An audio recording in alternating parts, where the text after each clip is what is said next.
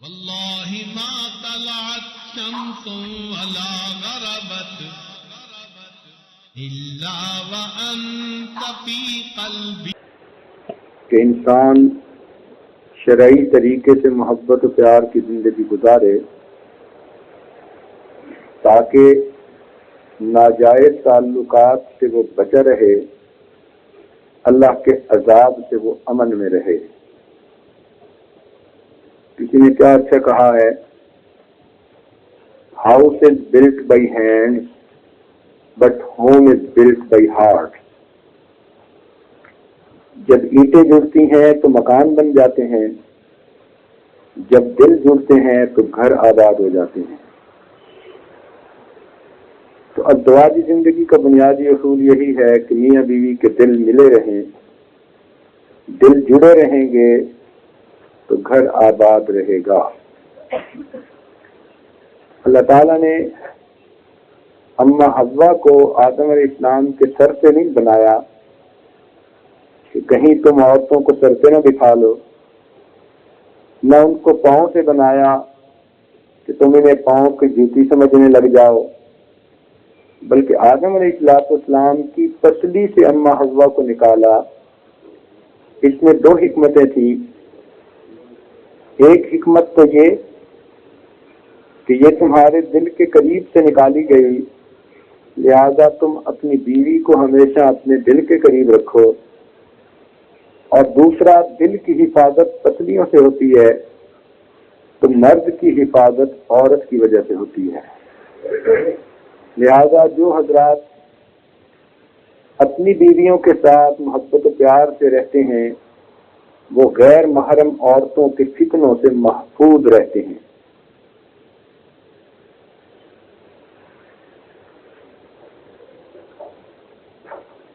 قرآن پاک میں 3 چیزوں کے بارے میں سکون کا لفظ استعمال ہوا۔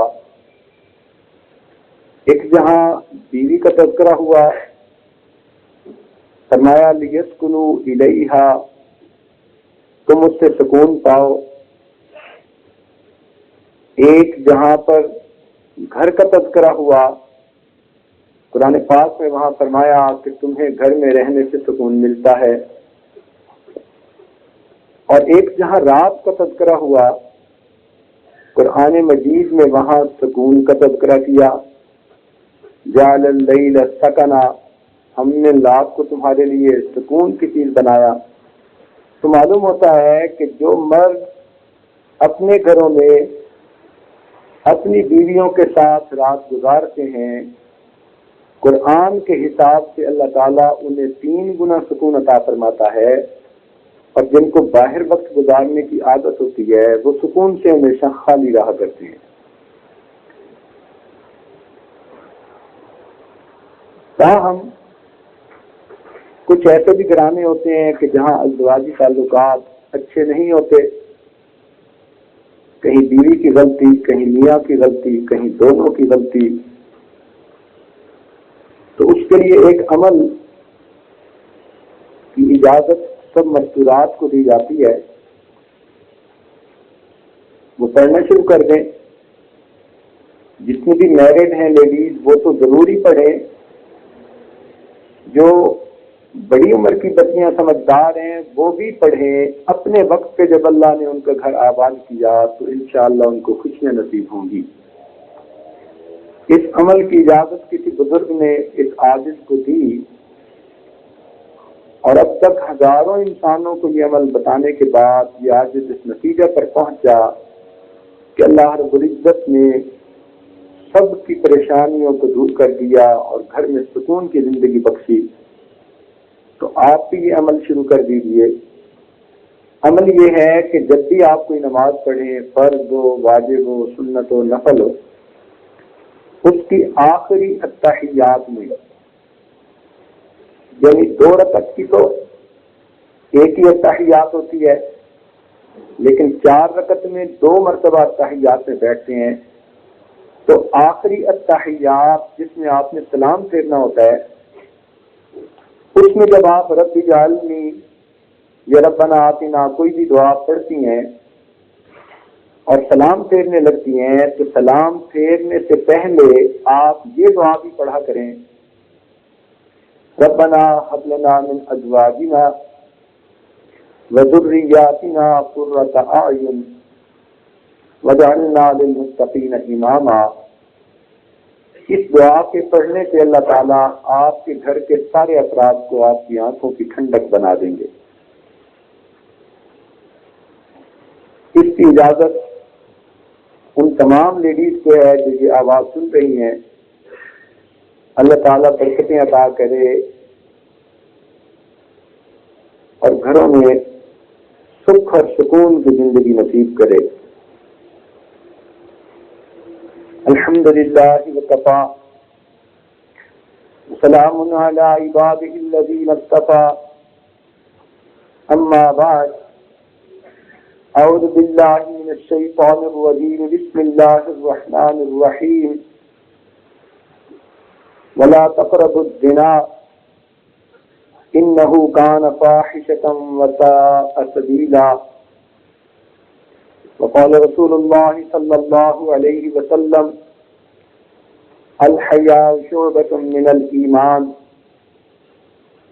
وقال رسول اللہ صلی اللہ علیہ وسلم لا ایمان لمن لا غیرۃ لہ، وقال رسول اللہ صلی اللہ علیہ وسلم انا اغیر ولد آدم واللہ اغیر منی،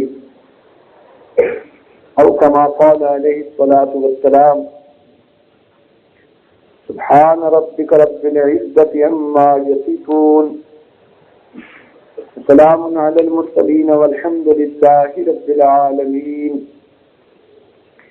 اللہم صل علی سیدنا محمد وعلی آل سیدنا محمد وبارک وسلم۔ مومن کا مقصد زندگی آخرت کی تیاری کرنا اور کافر کا مقصد زندگی عیش و عشرت کرنا۔ جیسے کسی نے کہا بابرد عیش گوش کے عالم دوبارہ نیست، کافر یہ سمجھتا ہے کہ دوبارہ زندگی نہیں ملے گی، جتنا لطف اٹھا لو، جتنی لذتیں اٹھا لو، جتنی مستی اڑا لو، اتنی ہمت صرف کر سکو اتنی کر لو۔ مومن کا مقصد زندگی شریعت و سنت کے احکام کے مطابق زندگی گزار کر اللہ رب العزت کی رضا کو حاصل کرنا۔ اس کی خاطر کبھی اسے اپنی خواہشات کی قربانی دینی پڑتی ہے، کبھی کبھی اپنی ضروریات کی بھی قربانی دینی پڑتی ہے، لیکن ہر قربانی کا بدلہ ہوا کرتا ہے۔ جو انسان اپنے جذبات کو اللہ کے لیے قربان کرتا ہے، پھر اللہ رب العزت سب سے بہتر اجر اور بدلہ دینے والے ہیں۔ دنیا میں انسان کسی کی خاطر مزدوری کرے تو وہ اس کو اجرت دیے بغیر واپس نہیں بھیجتا۔ جو انسان اللہ رب العزت کی خاطر مجاہدہ اختیار کرے، اپنے نفس کو دیر کرنے کے لیے، شریعت کی لگام پہنانے کے لیے محنت کرے، پھر اللہ رب العزت کے ذمہ ہو جاتا ہے اس بندے کو اجر اور بدلہ عطا کرنا۔ دین اسلام کا یہ حسن ہے کہ جن سوراخوں سے شیطان انسان کے دل پر حملہ کر سکتا تھا، اسلام نے ان تمام سوراخوں کو بند کر دیا، بلکہ جس منزل پر جانے سے روکنا تھا اس راستے پر پہلا قدم اٹھانے سے بھی روک دیا۔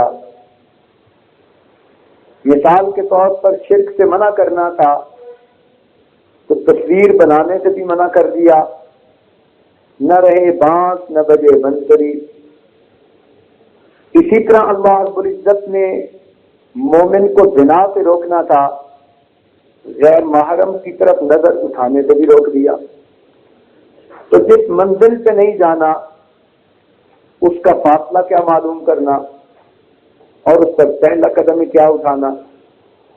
تو یہ دین اسلام کا حسن ہے کہ اس نے مومن کو شرم و حیا کی زندگی گزارنے کی تعلیم دی ہے۔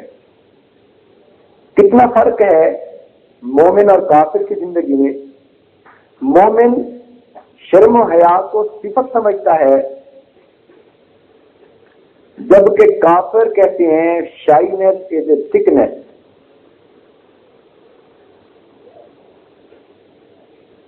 اب بتائیے کہ جو لوگ یہ کہیں کہ شائنس از اے سکنس، تو اس معاشرے میں شرم و حیا نام کی تو کوئی چیز ہی نہیں رہتی۔ اسی لیے غیر مسلم معاشرے میں عورت کو بے لباس تصویروں میں دکھانا، سکرینوں پر دکھانا، اسٹیج کے اوپر دکھانا، وہاں پر روزمرہ کا معمول ہے۔ ڈائیورس ریٹ 90% سے بھی زیادہ ہے، اس لیے کہ یورپ کے ملکوں میں مرد اور عورت کے آزاد اختلاف کی وجہ سے ہر وقت عورت کے پاس بھی چوائس ہوتا ہے، مرد کے پاس بھی چوائس ہوتا ہے۔ بلکہ پچھلے دنوں کی یہ خبر تھی کہ اب تو ان کافروں کے ملکوں میں لوگوں نے شادی کرنی ہی ختم کر دی، ویسے ہی ایک دوسرے کے ساتھ وقت گزارنا شروع کر دیا۔ تجزیہ پیش کیا گیا تو تجزیہ پیش کرنے والے نے کسی لڑکے سے پوچھا کہ تم شادی کیوں نہیں کر لیتے؟ تو اس نے جواب دیا، when you can find the milk from the market, you need not have a cow in your house. کہ جب تمہیں بازار میں دودھ ملتا ہے تو تمہیں گھر میں گائے پالنے کی کیا ضرورت ہے۔ اس سے پتہ چل گیا کہ کافروں کو عورت کے ساتھ کوئی عزت نہیں، بلکہ حقیقت میں تو وہ عورت کو ذلیل کرنا چاہتے ہیں۔ عورت کے حقوق کے علمبردار بننے والے، عورت کو آزادی دلوانے والے، عورت کو گھر کی چار دیواری سے باہر نکالنے والے، عورت کو مردوں کے برابر لانے والے، در حقیقت عورت کو بے لباس کر کے اس سے لطف اندوز ہونا چاہتے ہیں۔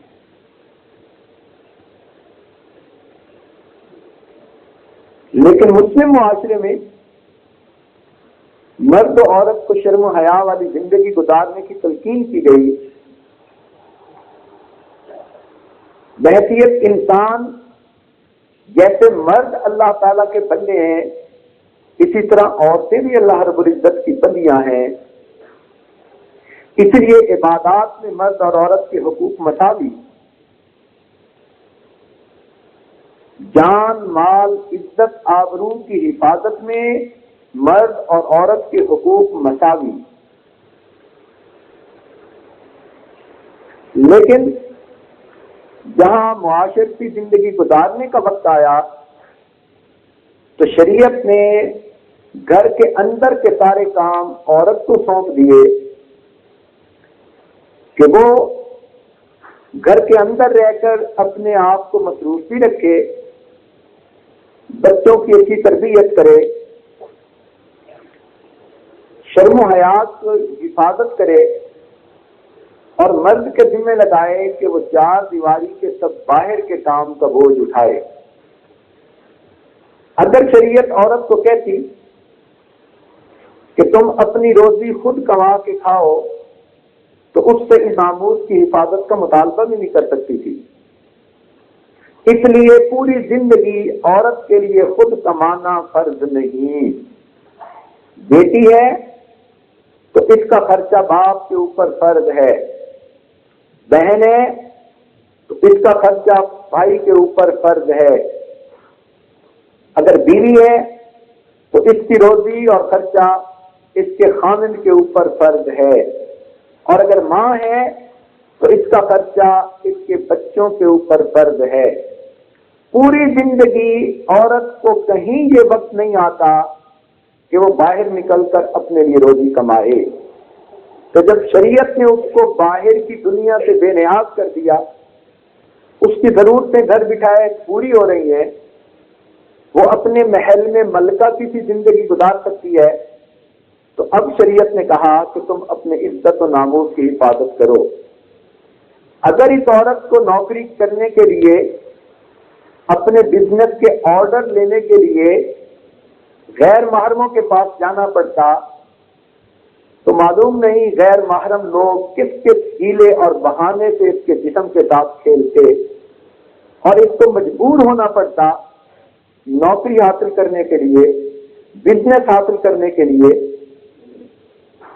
اپنی عزت کو بھی داؤ پر لگانا پڑتا۔ تو شریعت نے اس کی حفاظت اس طرح سے کی کہ مرد کو ذمہ دار بنایا، اور عورت کے سر پر یہ بوجھ ہی نہیں رکھا کہ وہ خود کمائے اور پھر کھائے۔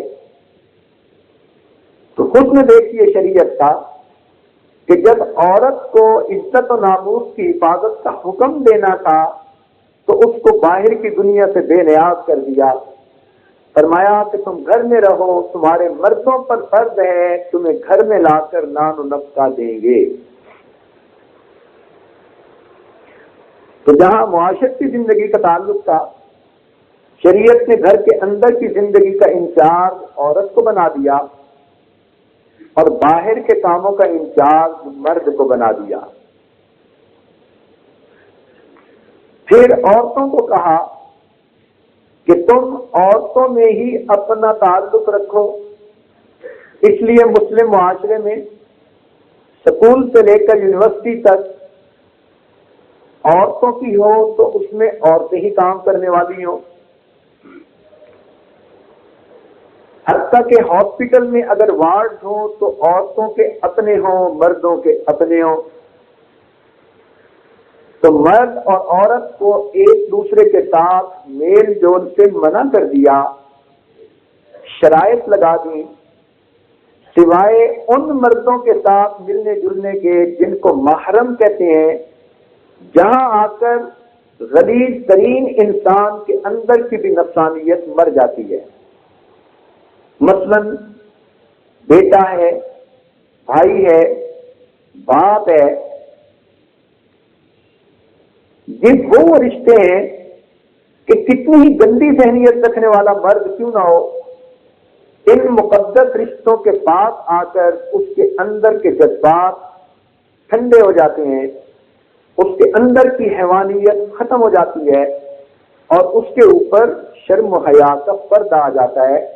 تو شریعت نے عورت کو محرم مردوں کے ساتھ ملنے بیٹھنے اٹھنے کی اجازت دی، لیکن ان کے علاوہ جتنے مرد تھے ان کو غیر محرم کہا۔ نکاح کے ذریعے تو ان کے قریب آ سکتی ہے، نکاح کے بغیر ان سے دور رہنے کا حکم دیا۔ شریعت نے مردوں کو علیحدہ حکم دیا اپنی نگاہوں کو نیچے رکھیں، عورت کو علیحدہ حکم دیا کہ وہ اپنی نگاہوں کو نیچے رکھیں۔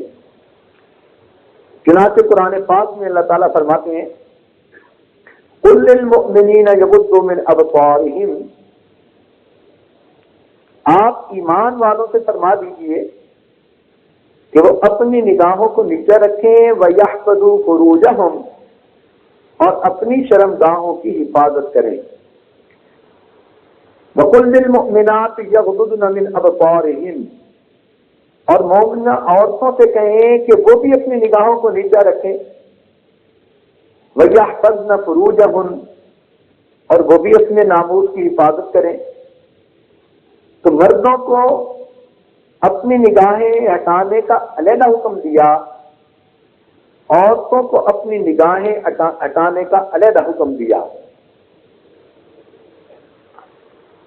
بلکہ جتنی احتیاطی تدابیر ہو سکتی تھی وہ ساری کی ساری مرد اور عورتوں کو سمجھا دی۔ مثال کے طور پر عورت کو کہا وَقَرْنَ فِي بُيُوتِكُنَّ، تم اپنے گھروں ہی میں رہو، ہاں عذر اور ضرورت کے وقت تم محرم مردوں کی اطاعت باہر نکل سکتی ہو۔ وَلَا تَبَرَّجْنَ تَبَرُّجَ الْجَاهِلِيَّةِ الْأُولَىٰ، اور پہلے والی جاہلیت اور رسم و رواج کی باتیں نہ کرو. تو گویا عورت کو منع کر دیا کہ وہ باہر نہ نکلے بے پردہ ہو کر اور رواجوں کے پیچھے نہ بھاگے، بلکہ اللہ کو راضی کرنے والی زندگی کو اختیار کرے. اور اگر کبھی ایسا موقع ہو کہ مردوں کو عورت سے کوئی چیز لینی دینی ہو، بات کرنی ہو، تو قرآن پاک میں فرمایا فَاسْأَلُوهُنَّ مِنْ وَرَاءِ حِجَابٍ، تم پردے کے پیچھے سے ان سے پوچھو، مانگو، بات کرو. ذَلِكَ أَطْهَرُ لِقُلُوبِكُمْ وَقُلُوبِهِنْ، یہ تمہارے دلوں کی پاکی کے لیے بھی اچھا ہے اور عورتوں کے دلوں کے پاک رہنے کے لیے بھی اچھا ہے. تو یہاں قرآن نے دونوں کے دلوں کے پاکیزگی کی بات کی. کوئی عورت یہ نہیں کہہ سکتی کہ اگر مرد مجھ سے بات کرے تو مجھ پہ اثر نہیں ہوتا. کوئی مرد نہیں کہہ سکتا غیر عورت مجھ سے بات کرے مجھ پر اثر نہیں ہوتا. اللہ کا قرآن سچی گواہی دے رہا ہے کہ تم پردے کے پیچھے ایک دوسرے سے گفتگو کرو، یہ مردوں کے دلوں کے پاکیزگی کے لیے بھی اچھا، عورتوں کے دلوں کی پاکیزگی کے لیے بھی اچھا. اور پھر اس پر یہ بات بھی فرما دی کہ عورت کو اگر غیر محرم سے بات کرنی بھی پڑے، دروازے کے پیچھے سے، پردے کے پیچھے سے، ٹیلی فون کے اوپر، فرمایا فَلَا تَخْضَعْنَ بِالْقَوْلِ، کہ تم اپنی آوازوں کو نرم نہ کرو، قدر سختی رکھو، ترشی رکھو، اجنبیت سی معلوم ہو. فَيَطْمَعَ الَّذِي فِي قَلْبِهِ مَرَضٌ، اگر تم آواز کو نرم کر لو گی تو جس کے دل کے اندر مرض ہے اس کے دل کے اندر طمع پیدا ہو جائے گی. تو قرآن پاک کی اس آیت سے معلوم ہوا کہ عورت جب غیر محرم کے ساتھ میٹھی بن کر گفتگو کرتی ہے تو لازماً اس مرد کے دل میں گناہ کا ارادہ پیدا ہوتا ہے. اس لیے منع فرما دیا کہ تمام ان کاموں سے بچو جن کاموں سے برائی کا امکان بھی ممکن ہے. تعلیم دی لا ایمان لمن لا غیرت لہ، جس کے اندر غیرت نہیں اس کے اندر ایمان ہی نہیں. گویا بغیرت اگر مرد ہے یا عورت ہے تو وہ اپنے ایمان کی خیر منائے. نبی علیہ السلام نے فرمایا میں اولاد آدم میں سب سے زیادہ غیرت والا ہوں، واللہ اغیر منی، اللہ تعالیٰ مجھ سے بھی زیادہ غیرت والا ہے. کیا خوبصورتی ہے اس دین کی کہ جس نے شرم و حیا اور غیرت کی زندگی گزارنے کی اتنی تعلیم کی. اس لیے مردوں کو حکم دیا کہ تم اپنی آنکھ کو بند کر لو اگرچہ مادہ بکری کی پوشیدہ آگاہی کیوں نہ ہو. اور یہ بھی ذہن میں رکھیں کہ اللہ رب العزت نے آنکھ کا پردہ کتنا چھوٹا بنایا، کتنا لائٹ ویٹ بنایا کہ بلنک آف دی آئی یہ محاورہ بن گیا. Just in part of a second انسان اپنی آنکھ کو بند کر سکتا ہے. اگر آنکھ کو بند کرنے کے لیے کوئی بڑا شٹر گرانا پڑتا تو مرد بہانہ کرتے کہ عورت کی طرف نظر اٹھتے اٹھتے بھی ہم نے اسے دیکھا تھا. اللہ تعالیٰ نے آنکھ کے پردے کو اتنا تیز بنا دیا، کوئک ایکٹنگ بنا دیا کہ انسان جس سے چاہے اسی وقت اپنی آنکھوں کو بند کر سکتا ہے. پھر عورت کو تعلیم دی کہ تم ہر اس موقع سے بچو کہ جن موقع سے کسی غیر محرم کو تمہاری طرف التفات ہو سکے. مثلاً عورتیں اپنے بال جب سنوارتی ہیں، کنگھی کرتی ہیں، تو ان کے جو بال ٹوٹ جاتے ہیں ان کو بھی وہ ایسی جگہ مت پھینکیں جہاں غیر محرم مرد دیکھ سکتے ہو. تو کہا نے عورت کو حکم دیا کہ وہ اپنے ان ٹوٹے ہوئے بالوں کو بھی چھپا کر رکھے تاکہ غیر مرد کی نظر نہ پڑے۔ اگر کسی مرد نے کسی خاص برتن میں کھایا اور پیا تو عورت کو منع کیا گیا کہ تم ارادتاً اس برتن میں سے مت کھاؤ، اس لیے کہ یہ مکروہ ہے۔ اگرچہ مومن کے جوتے میں شفا ہے لیکن وہ اور نیت ہوتی ہے۔ شریعت نے احتیاط بتا دی، اس لیے کہ کبھی کبھی اشارات کا سلسلہ ادھر سے بھی شروع ہو جاتا ہے کہ قریبی لوگ مہمان بنتے ہیں اور ایک دوسرے کی طرف بچی ہوئی چیزیں پہنچ جاتی ہیں۔ شریعت کا حسن دیکھیے کہ اس نے اس سے بھی منع فرما دیا۔ عورت کو حکم دیا کہ وہ اگر گلی میں چلے تو درمیان راستہ میں چلنے کی بجائے دیوار کی طرف قریب ہو کر چلے، ایسا نہ ہو کہ مردوں کے ساتھ اس کا جسم ٹکرائے۔ حدیث پاک میں آتا ہے کہ جب نبی علیہ السلام نے یہ بات فرمائی تو صحابیات جب کبھی گلی میں نکلتی اتنا دیواروں کے ساتھ ہو کر چلتی تھیں کہ ان کے برقعے اور چادریں بسا اوقات دیوار کے ساتھ اٹک جاتی تھی۔ عورت اگر باہر نکلے تو اپنے آپ کو حجاب میں لپیٹ کر نکلے۔ کچھ عورتوں کو غلط فہمی ہوتی ہے کہ جی چہرے کا تو حجاب نہیں، اگر چہرہ ہی سامنے آ گیا تو باقی کچھ دکھانے کی ضرورت ہی نہیں۔ جس طرح کتاب کا انڈیکس دیکھ لینے سے سب کچھ پتہ چل جاتا ہے، face is the index of personality, اور جب آنکھیں کھلی ہیں، منہ کھلا ہے تو اشارات بھی ہو سکتے ہیں، بات بھی ہو سکتی ہے۔ شریعت نے صرف پردے کے پیچھے سے سوال کرنے اور بات کرنے کی بات کیوں کہی قرآن مجید میں؟ کوئی عورت اس آیت کو قرآن مجید سے نکال تو نہیں سکتی؟ تو جب قرآن مجید بتا رہا ہے کہ تم پردے کے پیچھے سے گفتگو کرو تو یہ کیسے ہو سکتا ہے کہ باہر نکلتے ہوئے چہرے کا پردہ نہ ہو؟ رہ گئی بات مثالیں دینی کہ فلاں جگہ یہ نہیں ہوتا، فلاں جگہ نہیں ہوتا، یہ مت کیجئے۔ اسلام آج اپنی شکل میں نہیں، اس کو دیکھنا ہو تو آج کے دور میں قرآن و حدیث کے اندر دیکھو، اور پہلے زمانے میں دیکھنا ہو تو صحابہ کرام کی زندگیوں میں دیکھو۔ حدیث پاک میں آتا ہے ایک عورت تھی جس کا جوان بیٹا فوت ہو گیا، وہ نبی علیہ السلام کی خدمت میں حاضر ہوئی، اداس تھی، مغموم تھی، رو رہی تھی، مگر بالکل کپڑے پردے کے اندر لپٹی ہوئی تھی۔ ایک صحابی نے یہ کہہ دیا، دیکھو یہ بوڑھی عورت ہے، اس کا جوان بیٹا فوت ہو گیا لیکن یہ خود کتنی کپڑے میں لپٹی بیٹھی ہے۔ تو وہ صحابیہ اس کو کہنے لگیں کہ میرا بیٹا فوت ہوا ہے، میری حیا تو نہیں فوت ہو گئی کہ میں اپنے جسم سے کپڑا ہٹا دیتی؟ تو جب ایسے وقت میں بھی جب ماں بچے کی وجہ سے اتنی غمزدہ ہوتی ہے کہ اس کو اپنا ہوش نہیں رہتا، صحابیات اس حالت میں بھی پردے کا لحاظ کرتی تھی، تو پھر عام حالات میں وہ کتنا لحاظ کرتی ہوں گی۔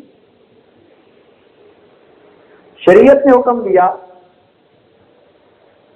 کہ عورت اپنے قریب کے وہ مرد جو ہیں تو قریبی مگر غیر محرم ہیں، ان سے بھی اپنے آپ کو بچا کے رکھے۔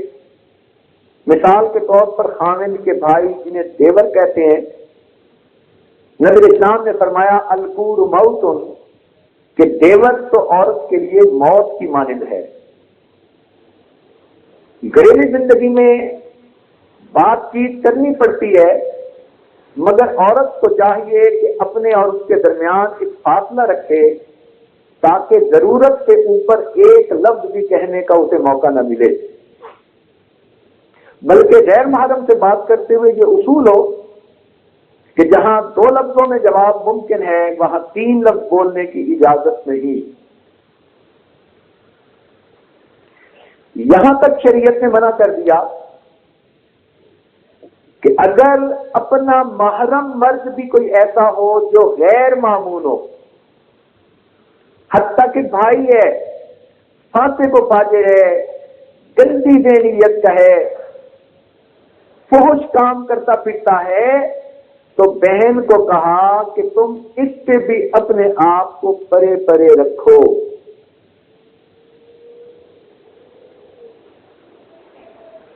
ایسی عورتیں جو باہر بے پردہ پھرتی ہیں، ان بے پردہ عورتوں سے بھی باحیا عورتوں کو محتاط رہنے کا حکم دیا، بلکہ فقہا نے لکھا کہ بے پردہ گھومنے والی عورت تو غیر محرم مردوں کے حکم میں ہوتی ہے عورت کے لیے۔ اکثر ایسا ہوتا ہے کہ بے پردہ گھومنے والیاں اور گناہ کے تعلقات ادھر ادھر قائم کرنے والی عورتیں ہی نیک بچیوں کو گناہ کی باتیں سنا سنا کر ادھر مائل کرتی ہیں۔ شیطان خود تو حملہ نہیں کر سکتا، وہ اپنی ایجنٹ بھیج دیتا ہے، سہیلی کی شکل میں، اپنی ہمسائی کی شکل میں، کسی رشتہ دار کی شکل میں، اور وہ شیطان کی ایجنٹ اس نوجوان بچی کو جنسی باتیں سنا کر اس کے دل کے اندر گناہ کا خیال پیدا کرتی ہے۔ شریعت نے، قرآن پاک نے کیا خوبصورت لفظ استعمال کیا کہ جو لوگ ایسی عورتوں پر بہتان لگاتے ہیں، محسنات المؤمنات الغافلات، تو یہاں پر غافلات کا ترجمہ مفسرین نے یوں کیا کہ وہ عورتیں جن کو جنسی اس قسم کی باتوں کا پتہ ہی نہ ہو، وہ غافلات ہیں۔ تو شادی سے پہلے بچی کو ایسی بے شرمی کی باتوں کا پتہ ہی نہیں ہونا چاہیے۔ اللہ کی نظر میں یہ ان کی صفت ہے۔ عورت کی صفت اس کو قرار دیا قرآن مجید میں کہ وقت سے پہلے اس کو ایسی باتوں کا پتہ ہی نہیں، گویا یہ بھولی بھالی نوجوان بچی ہے۔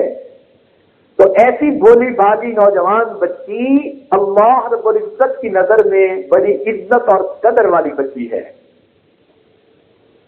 اس لیے علماء نے لکھا کہ نوجوان بچیوں کو اخبار کے فلمی صفحے دیکھنے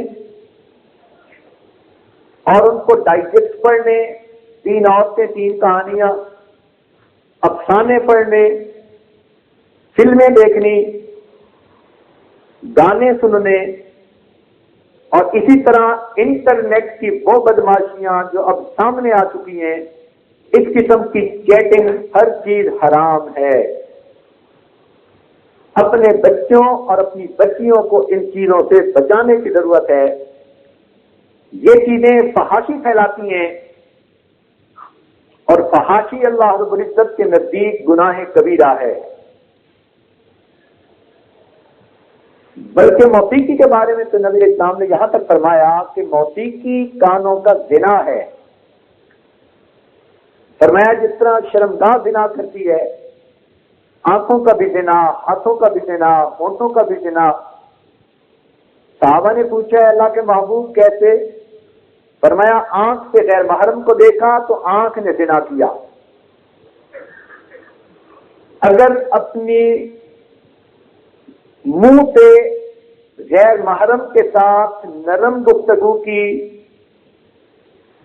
تو گویا اس کی زبان اور ہونٹوں نے زنا کیا، اگر کان سے اس کی باتیں سنی تو کانوں نے زنا کیا، موسیقی کی آواز سنی تو کانوں نے زنا کیا، اگر ہاتھ کسی غیر محرم کو لگا تو ہاتھ نے زنا کیا۔ ایک حدیث پاک میں فرمایا کہ میرے ہاتھ کسی سور کو لگ جائیں یہ بہتر ہے کہ کسی غیر محرم کو لگے۔ پاؤں اگر کسی غیر محرم کی طرف چل کے گئے تو پاؤں نے زنا کیا۔ اس لیے شریعت نے نظر کی حفاظت کی بہت اہمیت بیان کی، کیونکہ یہ پہلا قدم ہے زنا کی طرف۔ چنانچہ شریعت کا حکم ہے وَلَا تَقْرَبُوا الزِّنَا، تم زنا کے قریب ہی نہ جاؤ۔ یعنی کیا خوبصورتی ہے اور بلاغت ہے قرآن مجید کی کہ فقط نہیں کہا کہ تم زنا کے مرتکب نہ ہو، کہا تم زنا کے قریب ہی نہ جاؤ، غیر محرم کی طرف دیکھنا، اس سے باتیں کرنا، اس کی طرف پیغام بھیجنا، اس کی طرف تحفے تحائف بھیجنا، رکے بھیجنا، یہ تمام چیزیں زنا کے قریب کرتی ہیں، ان کو بھی حرام فرما دیا۔ حدیث پاک میں آتا ہے النظر سہم من سہام ابلیس، کہ نظر شیطان کے تیروں میں سے ایک تیر ہے۔ اور ایک جگہ فرمایا النساء حوائل الشیاطین، عورتیں تو شیاطین کی رسیاں ہیں۔ جیسے ایک انسان ڈوری کے ذریعے مچھلیاں پکڑتا ہے، فشنگ کرتا ہے، آپ یوں سمجھیے کہ شیطان عورتوں کے ذریعے سے مردوں کو گناہوں کی فشنگ کرتا ہے۔ ایک جگہ فرمایا گیا، شیطان نے کہا کہ عورت میرا وہ تیر ہے جو کبھی خطا نہیں جاتا۔ اس لیے شریعت نے غیر محرم مرد اور عورت کو اکیلے بیٹھنے سے منع فرما دیا، حتیٰ کہ اگر حسن بصری جیسے بزرگ پڑھانے والے ہوں، رابعہ بصری جیسی نیک بوڑھی عورت پڑھنے والی ہو، تو شریعت نے ان کو بھی قرآن پڑھنے پڑھانے سے منع کر دیا۔ تو پھر باقی باتوں کی گنجائش کہاں؟ جب عورت بے پردہ باہر نکلتی ہے تو مردوں کی عجیب ہی ہوس بھری نگاہیں اس کے اوپر پڑتی ہیں۔ آپ نے دیکھا ہوگا چھوٹے بچوں کو نظر لگ جاتی ہے تو وہ بیمار ہو جاتے ہیں۔ اسی طرح بے پردہ عورت جب بے پردہ ہو کر نکلتی ہے تو مردوں کی ہوسناک نگاہوں کے پڑنے سے وہ عورت روحانی طور پر بیمار ہو جاتی ہے، اس کی زندگی کا سکون لٹ جاتا ہے، وہ کسی نہ کسی طرح پریشان ہو جاتی ہے، اور پھر روتی پھرتی ہے کہ پتہ نہیں میرے اوپر ہی سب پریشانیاں آ رہی ہیں، اور بھول جاتی ہے کہ میں نے تو شریعت کے حکم کو توڑا ہوا ہے۔ اس لیے بے پردہ عورت جب نکلتی ہے اللہ رب العزت کے فرشتے اس پر لعنت بھیجتے رہتے ہیں جب تک کہ وہ گھر واپس نہیں آ جاتی۔ کتنی عجیب بات ہے کہ جو عورت دنیا میں بے پردہ باہر پھرے گی، اس کی سزا اللہ نے یہ رکھی کہ قیامت کے دن سب انسانوں کے سامنے اس کو بے لباس کر کے پھر جہنم میں پھینکیں گے۔ آپ غور کیجئے، عورتیں تو پھر شرم حیا کی پتلیاں ہوتی ہیں، مرد کو بھی اگر کہہ دیا جائے نا کہ تمہیں مردوں کے سامنے بے لباس کریں تو مرد بھی تڑپ اٹھتا ہے۔ تو عورت کو اگر مردوں عورتوں کے سامنے قیامت کے دن رسوا کریں گے تو یہ کتنی بڑی سزا ہے۔ اس لیے پردے کا جتنا خیال کریں اتنا کم ہے۔ حضرت مدنی مولانا حسین احمد مدنی رحمت اللہ علیہ ایک مرتبہ ٹرین میں سفر کر رہے تھے،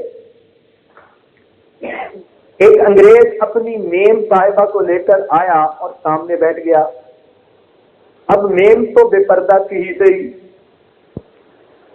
جب وہ آ کر بیٹھا اسے پتہ چلا کہ حضرت مدنی رحمت اللہ علیہ ہے تو اس نے چھیڑ خانی شروع کر دی۔ مرد کہنے لگا کہ دیکھو اسلام اپنی عورتوں کو گھروں میں جیل کی طرح بند رکھتا ہے، ہم تو اپنی عورتوں کو آزادی دیتے ہیں، ہم اپنی عورتوں کے ساتھ زیادہ اچھے، دیکھو یہ میرے ساتھ گھوم پھر رہی ہے، زندگی کے عیش و آرام کے دن گزار رہی ہے۔ حضرت مدنی رحمت اللہ علیہ پہلے تو سنتے رہے، پھر آپ نے سوچا کہ یہ سیدھی طرح تو ماننے والا نہیں، تیری انگلی سے کھیر نکالنی پڑے گی۔ چنانچہ گرمی کا موسم تھا، آپ کا شاگرد بھی قریب ساتھ تھا، اور قدرتاً آپ نے شکنجبین بنانے کے لیے کچھ لیمو وغیرہ اور چینی اپنے ساتھ رکھوائی تھی۔ آپ نے اسے اشارہ کیا کہ ذرا شکنجبین کے 1-2 گلاس بناؤ، بہت گرمی ہے۔ اس نے تھرمس سے ٹھنڈا پانی نکالا، چینی ملائی اور لیمو کاٹا۔ اب جب انگریز صاحب کے سامنے لیمو کٹا تو اس کے منہ میں بھی پانی آ گیا۔ وہ بھی بڑی شوق کی نظروں سے شکنجبین کو دیکھ رہا ہے۔ جب اس نے ٹھنڈی شکنجبین کو شوق کی نظروں سے دیکھا، اب حضرت مدنی رحمت اللہ علیہ نے اس سے پوچھا کہ کیا معاملہ، آپ بڑی محبت بڑی نظروں سے شکنجبین کو دیکھ رہے ہیں؟ اس نے کہا جی آپ کو پتہ ہے گرمی ہے، پیاس ہے، اور لیمو چیز ہی ایسی ہے کہ اس کو دیکھ کے منہ میں پانی آتا ہے۔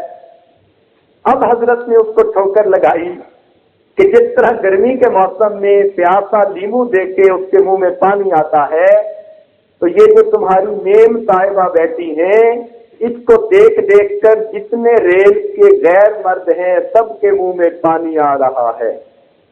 اب تو وہ ایسا شرمندہ ہوا کہ اس کی نظریں نیچے لگ گئیں۔ تو عورت یہ نہ سمجھے کہ میں بے پردہ باہر نکلوں گی تو کچھ نہیں ہوگا، بے برکتی زندگی میں آئے گی، نمبر 1۔ نمبر 2، ہو سکتا ہے کوئی بندہ اس کو دیکھے اور اس کے پیچھے چل پڑے تو یوں سمجھے کہ شیر اپنے شکار کی طرف چل پڑا، بلکہ عورت اگر شیر کو اپنی طرف آتا ہوا دیکھے تو اسے اتنا ڈرنے کی ضرورت نہیں جتنا غیر محرم کو اپنی طرف آتا ہوا دیکھ کر ڈرنے کی ضرورت ہے۔ شیر آ گیا تو جان چلی جائے گی، غیر محرم آ گیا تو کئی مرتبہ ایمان ہی چلا جاتا ہے۔ تو شریعت نے حکم دیا کہ عورت با پردہ زندگی گزارے، اپنے خاوند کے ساتھ جتنی محبت و پیار کی زندگی گزار سکتی ہے اتنی گزارے۔ اسی طرح ایک حدیث پاک میں فرمایا کہ جس طرح بارش کے آنے سے زمین میں کھیتی اگتی ہے، اسی طرح موسیقی کے سننے سے دل میں زنا کی خواہش ابھرتی ہے۔ تو کوئی بھی یہ نہیں کہہ سکتا کہ جی ہم لوگ تو فقط گانے سنتے ہیں۔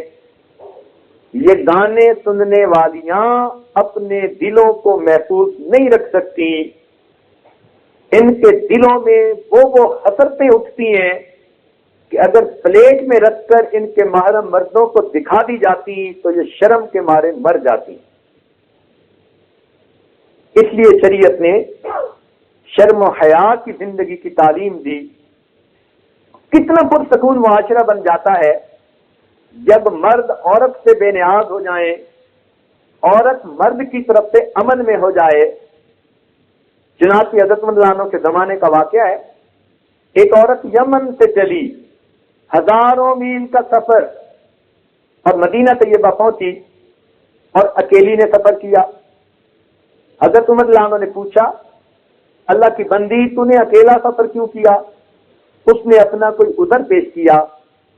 پھر آپ کے دل میں خیال آیا تو آپ نے پوچھا کہ بتاؤ تم نے یمن سے مدینہ تک اکیلا سفر کیا، تمہیں شہروں سے بھی گزرنا پڑا، بستیوں سے بھی گزرنا پڑا، کہیں ویرانوں سے بھی گزری ہوگی، غیر محرم مردوں سے بھی تمہارا آمنا سامنا ہوا ہوگا، جوان العمر ہو، مال و دولت تمہارے پاس ہے، زیورات سے لدی ہوئی ہو، اور تمہیں اپنے عزت و ناموس، جان مال کسی کا ڈر نہ رہا۔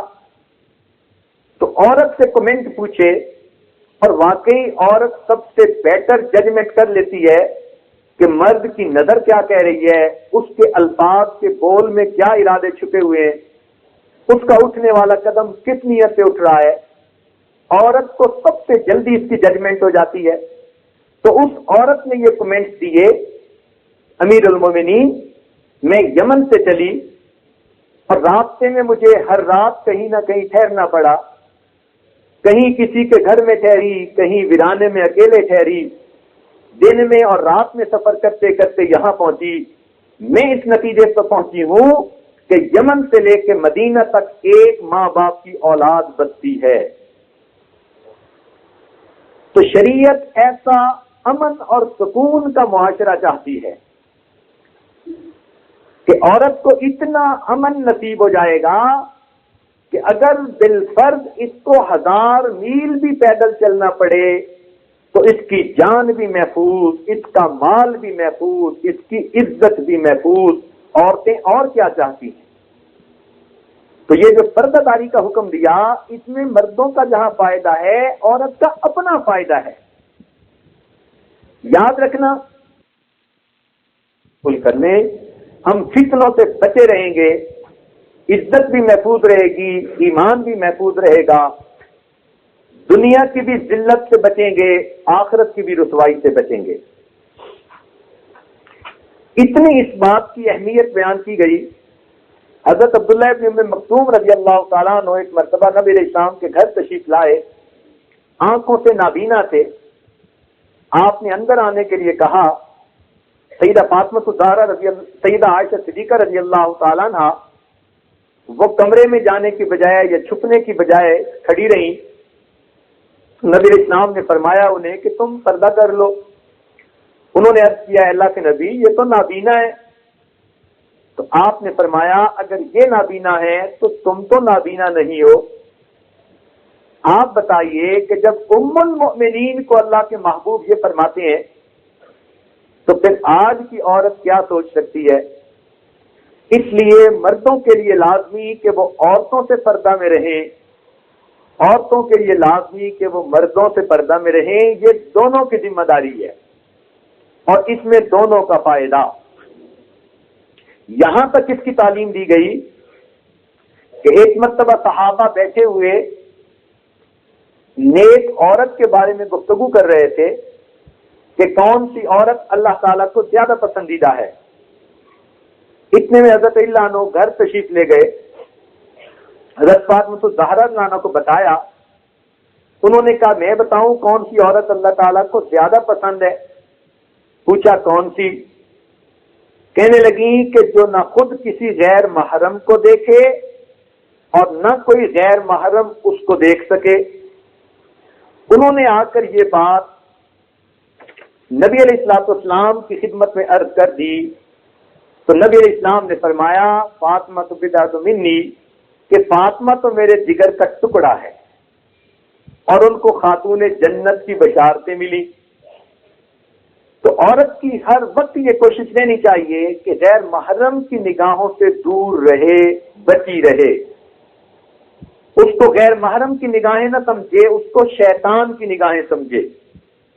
ممکن ہے یہ بات سن کر مردوں کو غصہ آئے، مگر ان کو اللہ کرے کہ غصہ آ جائے اور وہ غیر محرم پر ایسی ہوس کی نگاہیں ڈالنا چھوڑ دیں، اس لیے کہ گزرنے والی کسی نہ کسی کی بیٹی ہوتی ہے، کسی کی بہن ہوتی ہے، کسی کی ماں ہوتی ہے۔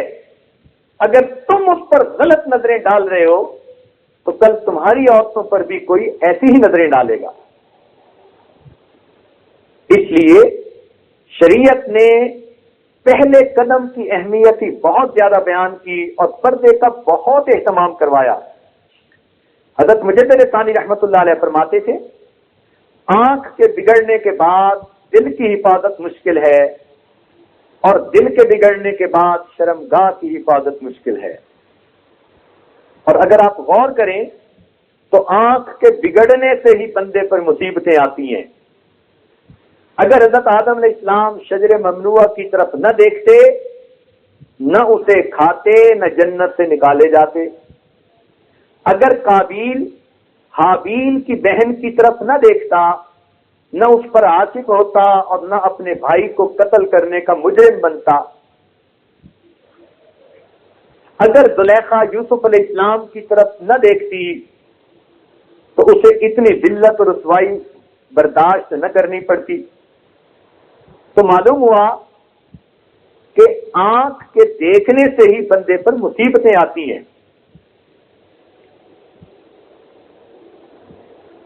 اور یہ بھی ذہن میں رکھیے کہ شہوت وہ شیرینی ہے جو چکھنے والے کو ہلاک کر دیتی ہے۔ آدمی محسوس کرتا ہے کہ میں انجوائے کر رہا ہوں، لیکن حقیقت میں وہ اپنے آپ کو تباہ کر رہا ہوتا ہے۔ اور یہ اصول بھی ذہن میں رکھنا کہ محبت اور عداوت دو ایسی چیزیں ہیں جو کبھی نہیں چھپی رہ سکتی۔ تو اگر انسان سمجھے کہ میرے فلاں سے تعلقات ہیں اور کسی کو پتہ نہیں، تو یہ سب سے بے وقوف انسان ہے۔ 2 نہیں 4 نہیں، آخر ایک دن پول کھلنا ہے اور شرمندگی اور رسوائی کے سوا کچھ نتیجہ نہیں نکلنا۔ تو اس لیے کوئی بچی ذہن میں یہ مت رکھے کہ فلاں نے میرے ساتھ بات کی، پیغام بھیجا اور میں نے اس کا ریسپانس دیا اور کسی کو پتہ نہیں۔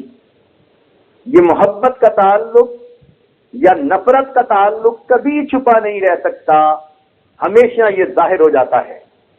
اسی لیے کئی مرتبہ بے وقوفی میں ایسا قدم اٹھا لیتی ہیں اور پھر ان کو چھپانے کے لیے جھوٹ بولتی پھرتی ہیں۔ ایسا گناہ کرتے ہوئے کیوں بہادری دکھائی کہ پھر بزدل بن کر اس کی حفاظت کے لیے جھوٹ بولنے پڑے؟ تو ایسا قدم اٹھانے کی ضرورت ہی کیا ہے کہ جھوٹوں جیسی زندگی گزارنی پڑے؟ اور جو عورتیں اپنے حسن و جمال کی نمائش کرتی پھرتی ہیں، وہ سمجھ لیں کہ عورت کا حسن ہی اس کی تباہی کا ذریعہ بنتا ہے۔ جتنے گھر ٹوٹتے ہیں ان میں سے اکثر و بیشتر میں عورتوں سے ایسی اخلاقی غلطیاں ہوتی ہیں جس میں گھستے بستے گھر تباہ ہو جاتے ہیں۔ اسی لیے حضرت اللہ عنہ فرمایا کرتے تھے مردوں کو کہ تم شریر عورتوں سے بے کنار رہو، یعنی ایک طرف رہو۔ فرماتے تھے کہ تم شریر عورتوں سے بے کنار رہو اور بھلی مانس عورتوں سے بھی ہوشیار رہو۔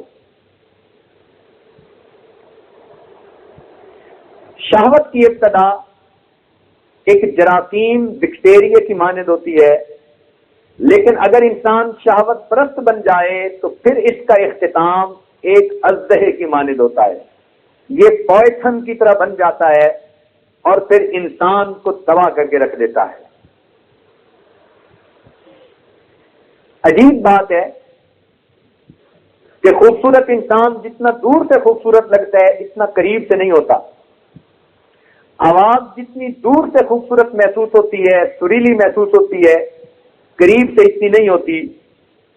تو یوں محسوس ہوتا ہے کہ شاید حسن جو ہے وہ دور سے ہی اچھا لگتا ہے، اس لیے دور رہنا ہی بہتر ہے۔ کسی عارف نے کیا اچھی بات کہی کہ انسان کو ہر جیت سے خوشی ہوتی ہے، انسان کو ہر جیت سے خوشی ہوتی ہے، لیکن جب کوئی اپنے آپ سے جیت جاتا ہے تو اس خوشی کا کوئی ٹھکانہ نہیں ہوا کرتا۔ تو جب نفس برائی کی طرف مائل کرے اور انسان اس وقت اپنے آپ پر قابو رکھے اور برائی سے بچ جائے تو اس کی خوشی کی کوئی انتہا نہیں ہوتی۔ ہمارے مشائخ نے فرمایا کہ اتنی احتیاط کرنی چاہیے کہ شادی شدہ عورت اپنے خاوند کی باتیں بھی دوسری لڑکی عورتوں کو نہ بتائے، بلکہ ایک حدیث پاک میں تو یہ فرمایا کہ جو شادی شدہ عورت دوسری عورتوں کو اور جوان بچیوں کو پرائیویسی کی باتیں بتائے گی تو وہ عورت سورنی کی مانند ہے۔ اسی طرح جو مرد دوسری مردوں کو بتائے گا تو وہ سور کی مانند ہے۔ اور یہ بھی بتا دیا ہمارے مشائخ نے کہ اگر کبھی انسان کی کیفیت ایسی ہو کہ اس کے دل میں کسی کا خیال بار بار آئے، ہٹانے سے بھی نہ ہٹے، دل میں ایسا جم جائے کہ کسی اور چیز میں دل بھی نہ لگے، اور انسان ڈرے کہ میں تو گناہ کا مرتکب ہوں گا، تو اس کو ایک عمل کرنے کی اجازت دی گئی جس کی اجازت اس وقت آج یہ سب عورتوں اور مردوں کو دے رہا ہے، اور وہ عمل بہت آسان ہے کہ ہر دن میں 100 مرتبہ یہ پڑھے لا مرغوبی الا اللہ، لا مطلوبی الا اللہ، لا محبوبی الا اللہ، لا الہ الا اللہ۔ اگر 100 مرتبہ روزانہ اس کی تسبیح پڑھ لی جائے گی، ہم نے سینکڑوں نہیں ہزاروں نوجوان بچے اور بچیوں کو اس عمل کے صدقے گناہ کبیرہ سے بچ کر زندگی گزارتے دیکھا ہے۔ یہ بہت تجربہ شدہ ایک عمل ہے۔ وہ بچیاں جو کہتی تھیں کہ ہم مر جائیں گی فلاں کے بغیر، جو مرد کہتے تھے کہ فلاں کے بغیر ہم مر جائیں گے، چند دن انہوں نے یہ عمل کیا، کوئی بھی نہ مرا، اور اللہ نے ایمان اعمال کی حفاظت بھی فرما لی۔ تو اس عمل کی بھی سب کو اجازت ہے کہ اگر خدا نہ خواستہ کسی وقت دل میں کوئی ایسی کیفیت آ جائے تو دل کو صاف کرنے کے لیے یہ ہارٹ کلینر کی مانند ہے۔ امریکہ کے یونیورسٹی کے نوجوان بچے اور بچیوں نے ہمارے اس عمل کا نام ہارٹ کلینر رکھا ہوا ہے۔ اس لیے جو انسان بدکاری سے بچے، اللہ رب العزت کے نزدیک وہ بہت اچھا انسان ہے۔ حدیث پاک میں آتا ہے کہ اگر کسی عورت کو کوئی مرد برائی کی دعوت دے یا کسی مرد کو کوئی عورت برائی کی طرف بلائے اور وہ آگے سے جواب دے انی اخاف اللہ، میں تو اللہ سے ڈرتا ہوں یا اللہ سے ڈرتی ہوں، اس عمل کے صدقے اللہ تعالیٰ قیامت کے دن اس کو عرش کا سایہ عطا فرمائیں گے۔ تو پاک باز اور پاک دامن عورتوں کے لیے دنیا میں اللہ کی رحمت کا سایہ اور قیامت کے دن اللہ کے عرش کا سایہ۔ پھر سن لینا، پاک باز مردوں اور پاک دامن عورتوں کے لیے دنیا میں اللہ رب العزت کی رحمتوں کا سایہ اور قیامت کے دن اللہ رب العزت کے عرش کا سایہ۔ تو ایک طرف تو شریعت نے ایسے مواقع سے بچنے کی تلقین کی کہ جہاں سے گناہ کا امکان بھی ہو سکتا ہو، اور دوسری طرف جیسے شادی کی عمر آئے تو جلدی نکاح کی ترغیب دی۔ چنانچہ فرمایا النکاح نصف الایمان، نکاح تو آدھا ایمان ہے۔ گویا نکاح سے پہلے مرد جتنا نیک بنتا پھرے اس کے ایمان کا معیار آدھا، اور مکمل ایمان تب ہوگا جب وہ نکاح کر کے شادی شدہ بنے گا۔ اور یہ بھی ذہن میں رکھیں کہ تالے تو شریفوں کے لیے ہوتے ہیں، چوروں اور ڈاکوؤں کے سامنے تالوں کی کیا اہمیت ہوتی ہے؟ ایک جراثیم بیکٹیریا کی مانند ہوتی ہے، ایک سبب ہے۔ جس کا دل ہی مریض ہو اور بدماشی سے بھرا پڑا ہو اس کے لیے شادی کیا حیثیت رکھتی ہے؟ تاہم شریعت نے حکم دیا کہ جب بھی بچی کے جوڑ کا خاوند مل جائے اس بچی کا نکاح کرنے میں دیر نہیں کرنی چاہیے۔ ماں باپ کو یہ بات کان کھول کر سننی چاہیے۔ بچی کئی مرتبہ 16 سال یا اوپر ہو جاتی ہے اور ماں باپ سمجھتے ہیں ابھی تو بیبی ہے۔ ایک صاحب کو عطا اللہ شاہ صاحب بخاری رحمت اللہ علیہ نے فرمایا کہ تمہاری بچی جوان ہو گئی، شادی کر دو۔ آگے سے کہنے لگا جی ابھی تو اس کے منہ سے دودھ کی مہک آتی ہے۔ انہوں نے کہا کہ تمہیں پتہ تب چلے گا جب دودھ خراب ہو جائے گا۔ تو شریعت نے حکم دیا کہ جب بچہ یا بچی شادی کی عمر کو پہنچے تو جتنا جلدی ممکن ہے ماں باپ اس فریضے کو پورا کریں۔ تو ایک طرف تو غیر محرم مردوں عورتوں کے اختلاط کو منع کیا اور دوسری طرف جائز ضرورت پوری کرنے کے لیے نکاح کی ترغیب دی۔ یہاں تک فرمایا کہ نکاح سے پہلے اگر ایک نماز پر ایک نماز کا ثواب ملتا ہے تو نکاح کے بعد ایک نماز پڑھنے پر 42 نمازوں کا ثواب ملتا ہے۔ جس طرح غیر محرم مردوں اور عورتوں کو ایک دوسرے سے کٹنے کا حکم دیا، اسی طرح نکاح کے بعد میاں بیوی کو ایک دوسرے کے ساتھ جڑنے کا حکم دیا، محبت و پیار کے ساتھ رہنے کا حکم دیا۔ یہاں تک کہا کہ مرد اپنی بیوی کو دیکھ کر مسکرائے، عورت خاوند کو دیکھ کر مسکرائے، اللہ تعالیٰ ان دونوں کو دیکھ کر مسکراتا ہے۔ تو گویا شریعت کا کیا حسن اور جمال ہے کہ حرام سے ہمیں بچا کر حلال کی طرف متوجہ کیا۔ زندگی بھی آرام سکون سے گزارو اور قیامت کے دن اللہ کے سامنے عزتوں کے تاج بھی پہنتے چلے جاؤ۔ در جوانی توبہ کردن شیوہ پیغمبریست، وقت پیری گرگ ظالم میں شود پرہیزگار۔ جوانی میں توبہ کرنا یہ پیغمبروں کا شیوا ہے، اور بڑھاپے میں تو پھر بھیڑیا بھی بڑا پرہیزگار بن جاتا ہے، اس لیے کہ بکری ہاتھ سے نہیں آتی۔ تو بڑھاپے میں جا کے کوئی توبہ کرے تو اس کی توبہ وہ وقت نہیں رکھتی جو ایک جوان انسان کی توبہ اللہ کے ہاں درجہ رکھتی ہے۔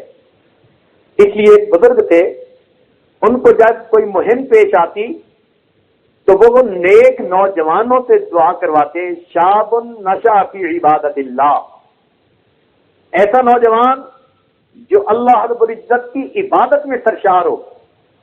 کسی نے پوچھا کہ بڑے بڑے مشائخ موجود، ان کی بجائے آپ نوجوانوں سے دعا کرواتے ہیں؟ انہوں نے فرمایا کہ جو نیک پاک نوجوان ہوتا ہے، جب وہ اللہ کے سامنے ہاتھ اٹھاتا ہے، اس کے ہاتھ کو خالی لوٹاتے ہوئے اللہ کو حیا آتی ہے۔ ایسے نوجوان بچے اور بچی کی دعائیں اللہ کے ہاں مقبول ہوتی ہیں جو گناہوں سے بچ کر نیکی پرہیزگاری کی زندگی گزارتے ہیں۔ اسی لیے شریعت نے قرآن پاک میں جب کہا تو زنا کا تذکرہ کرتے ہوئے فرمایا الزانیۃ والزانی، حالانکہ چوری کا حکم دیا تو وہاں فرمایا السارق والسارقۃ فاقطعوا ایدیہما، چور مرد اور چور عورت ان کے ہاتھ کاٹو۔ تو چوری کا موقع تھا تو مرد کا تذکرہ پہلے کیا، اس لیے کہ مردانگی سے یہ بعید ہے کہ انسان دوسرے کے مال پر ہاتھ ڈالے، چوری کرے۔ اور جہاں زنا کا تذکرہ تھا وہاں فرمایا الزانیۃ والزانی، زنا کرنے والی عورت اور زنا کرنے والا مرد، عورت کا تذکرہ پہلے کیا، اس لیے کہ شرم و حیا کی وجہ سے عورت سے یہ بات بعید ہے کہ وہ اس کبھی گناہ کا ارتکاب کرے۔ اور یہاں سے مفسرین نے ایک نقطہ بھی نکالا کہ جب تک عورت خود ڈھیلی نہ بنے غیر مرد اس پر قابو پا ہی نہیں سکتا، لہذا یہ زنا کا گناہ پہلے عورت کی طرف سے شروع ہوتا ہے، تب مرد اس پر قادر ہو جاتا ہے۔ تو شروع سے ہی بچ لیجئے، نپ دی ایول ان دی بٹ، شروع سے ہی برائی کو ختم کر دیجئے تاکہ کسی کو غلط چیز سوچنے کا موقع ہی نہ مل سکے۔ اور جو لوگ پاک دامن اور پاک باز زندگیاں گزارتے ہیں، اللہ رب العزت ان کو اس دنیا میں بھی عزتیں دیتے ہیں، آخرت میں بھی عزتیں دیتے ہیں۔ اس لیے اپنے کریکٹر کا بڑا خیال رکھیے۔ انگلش کا ایک فکر ہے، if wealth is lost, nothing is lost. If health is lost, then something is lost. But if character is lost, then everything is lost. یاد رکھنا، لوگ تلوار کا مقابلہ تو کر سکتے ہیں، کردار کا مقابلہ کوئی نہیں کر سکتا۔ People feel that character is not a precious thing, but you can buy the most precious thing of the world with the help of your character. تو کردار اصل انسان کا سرمایہ ہوتا ہے، جس کا کردار ہی بگڑ گیا اس کے پلے کیا رہا۔ دین اسلام نے پاک دامنی اور پاک بازی کی زندگی گزارنے والوں کو اللہ تعالی کی رحمتوں کے سائے میں رہنے والا بتلایا۔ ایسے کتنے واقعات ہیں کہ جن میں پاک دامن لوگوں نے اللہ سے دعا مانگی، پروردگار نے فوراً قبول فرما لی۔ چنانچہ شیخ عبداللہ محدث دہلوی رحمۃ اللہ علیہ نے لکھا ہے کہ ایک مرتبہ دہلی شہر میں بارش نہیں ہوتی تھی، قحط پڑ گیا۔ علماء نے کہا کہ سب شہر کے مرد عورتیں آئیں اور میدان میں آ کر نماز پڑھیں۔ چنانچہ بچے بھی عورتوں کے ساتھ تھے. سخت گرمی، دھوپ، بچے پیاس کی شدت سے بلک بلک کے رو رہے تھے. مردوں نے بھی رو رو کے دعائیں مانگی، عورتوں نے آہوں سسکیوں میں دعائیں مانگی، مگر کوئی بارش برسنے کے آثار نہیں تھے. صبح سے لے کے عصر کا وقت ہو گیا. ایک نوجوان اونٹ کی نکیل پکڑے ہوئے قریب سے گزرا.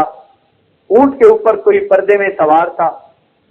اس نے اونٹ کو روکا اور لوگوں سے پوچھا کیوں جمع ہو. بتایا گیا کہ صبح سے لے کے اب تک بارش کے لیے فریادیں کر رہے ہیں مگر کوئی صورت نہیں نظر آ رہی. نوجوان نے کہا اچھا میں دعا کرتا ہوں.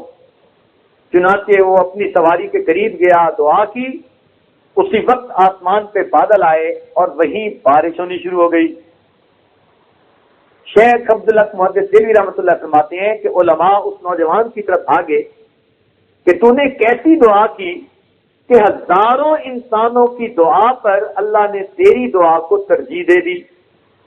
اس نے کہا کہ اس اونٹ کے اوپر میری والدہ سوار ہیں جنہوں نے پاک دامنی اور پاک بازی کی زندگی گزاری.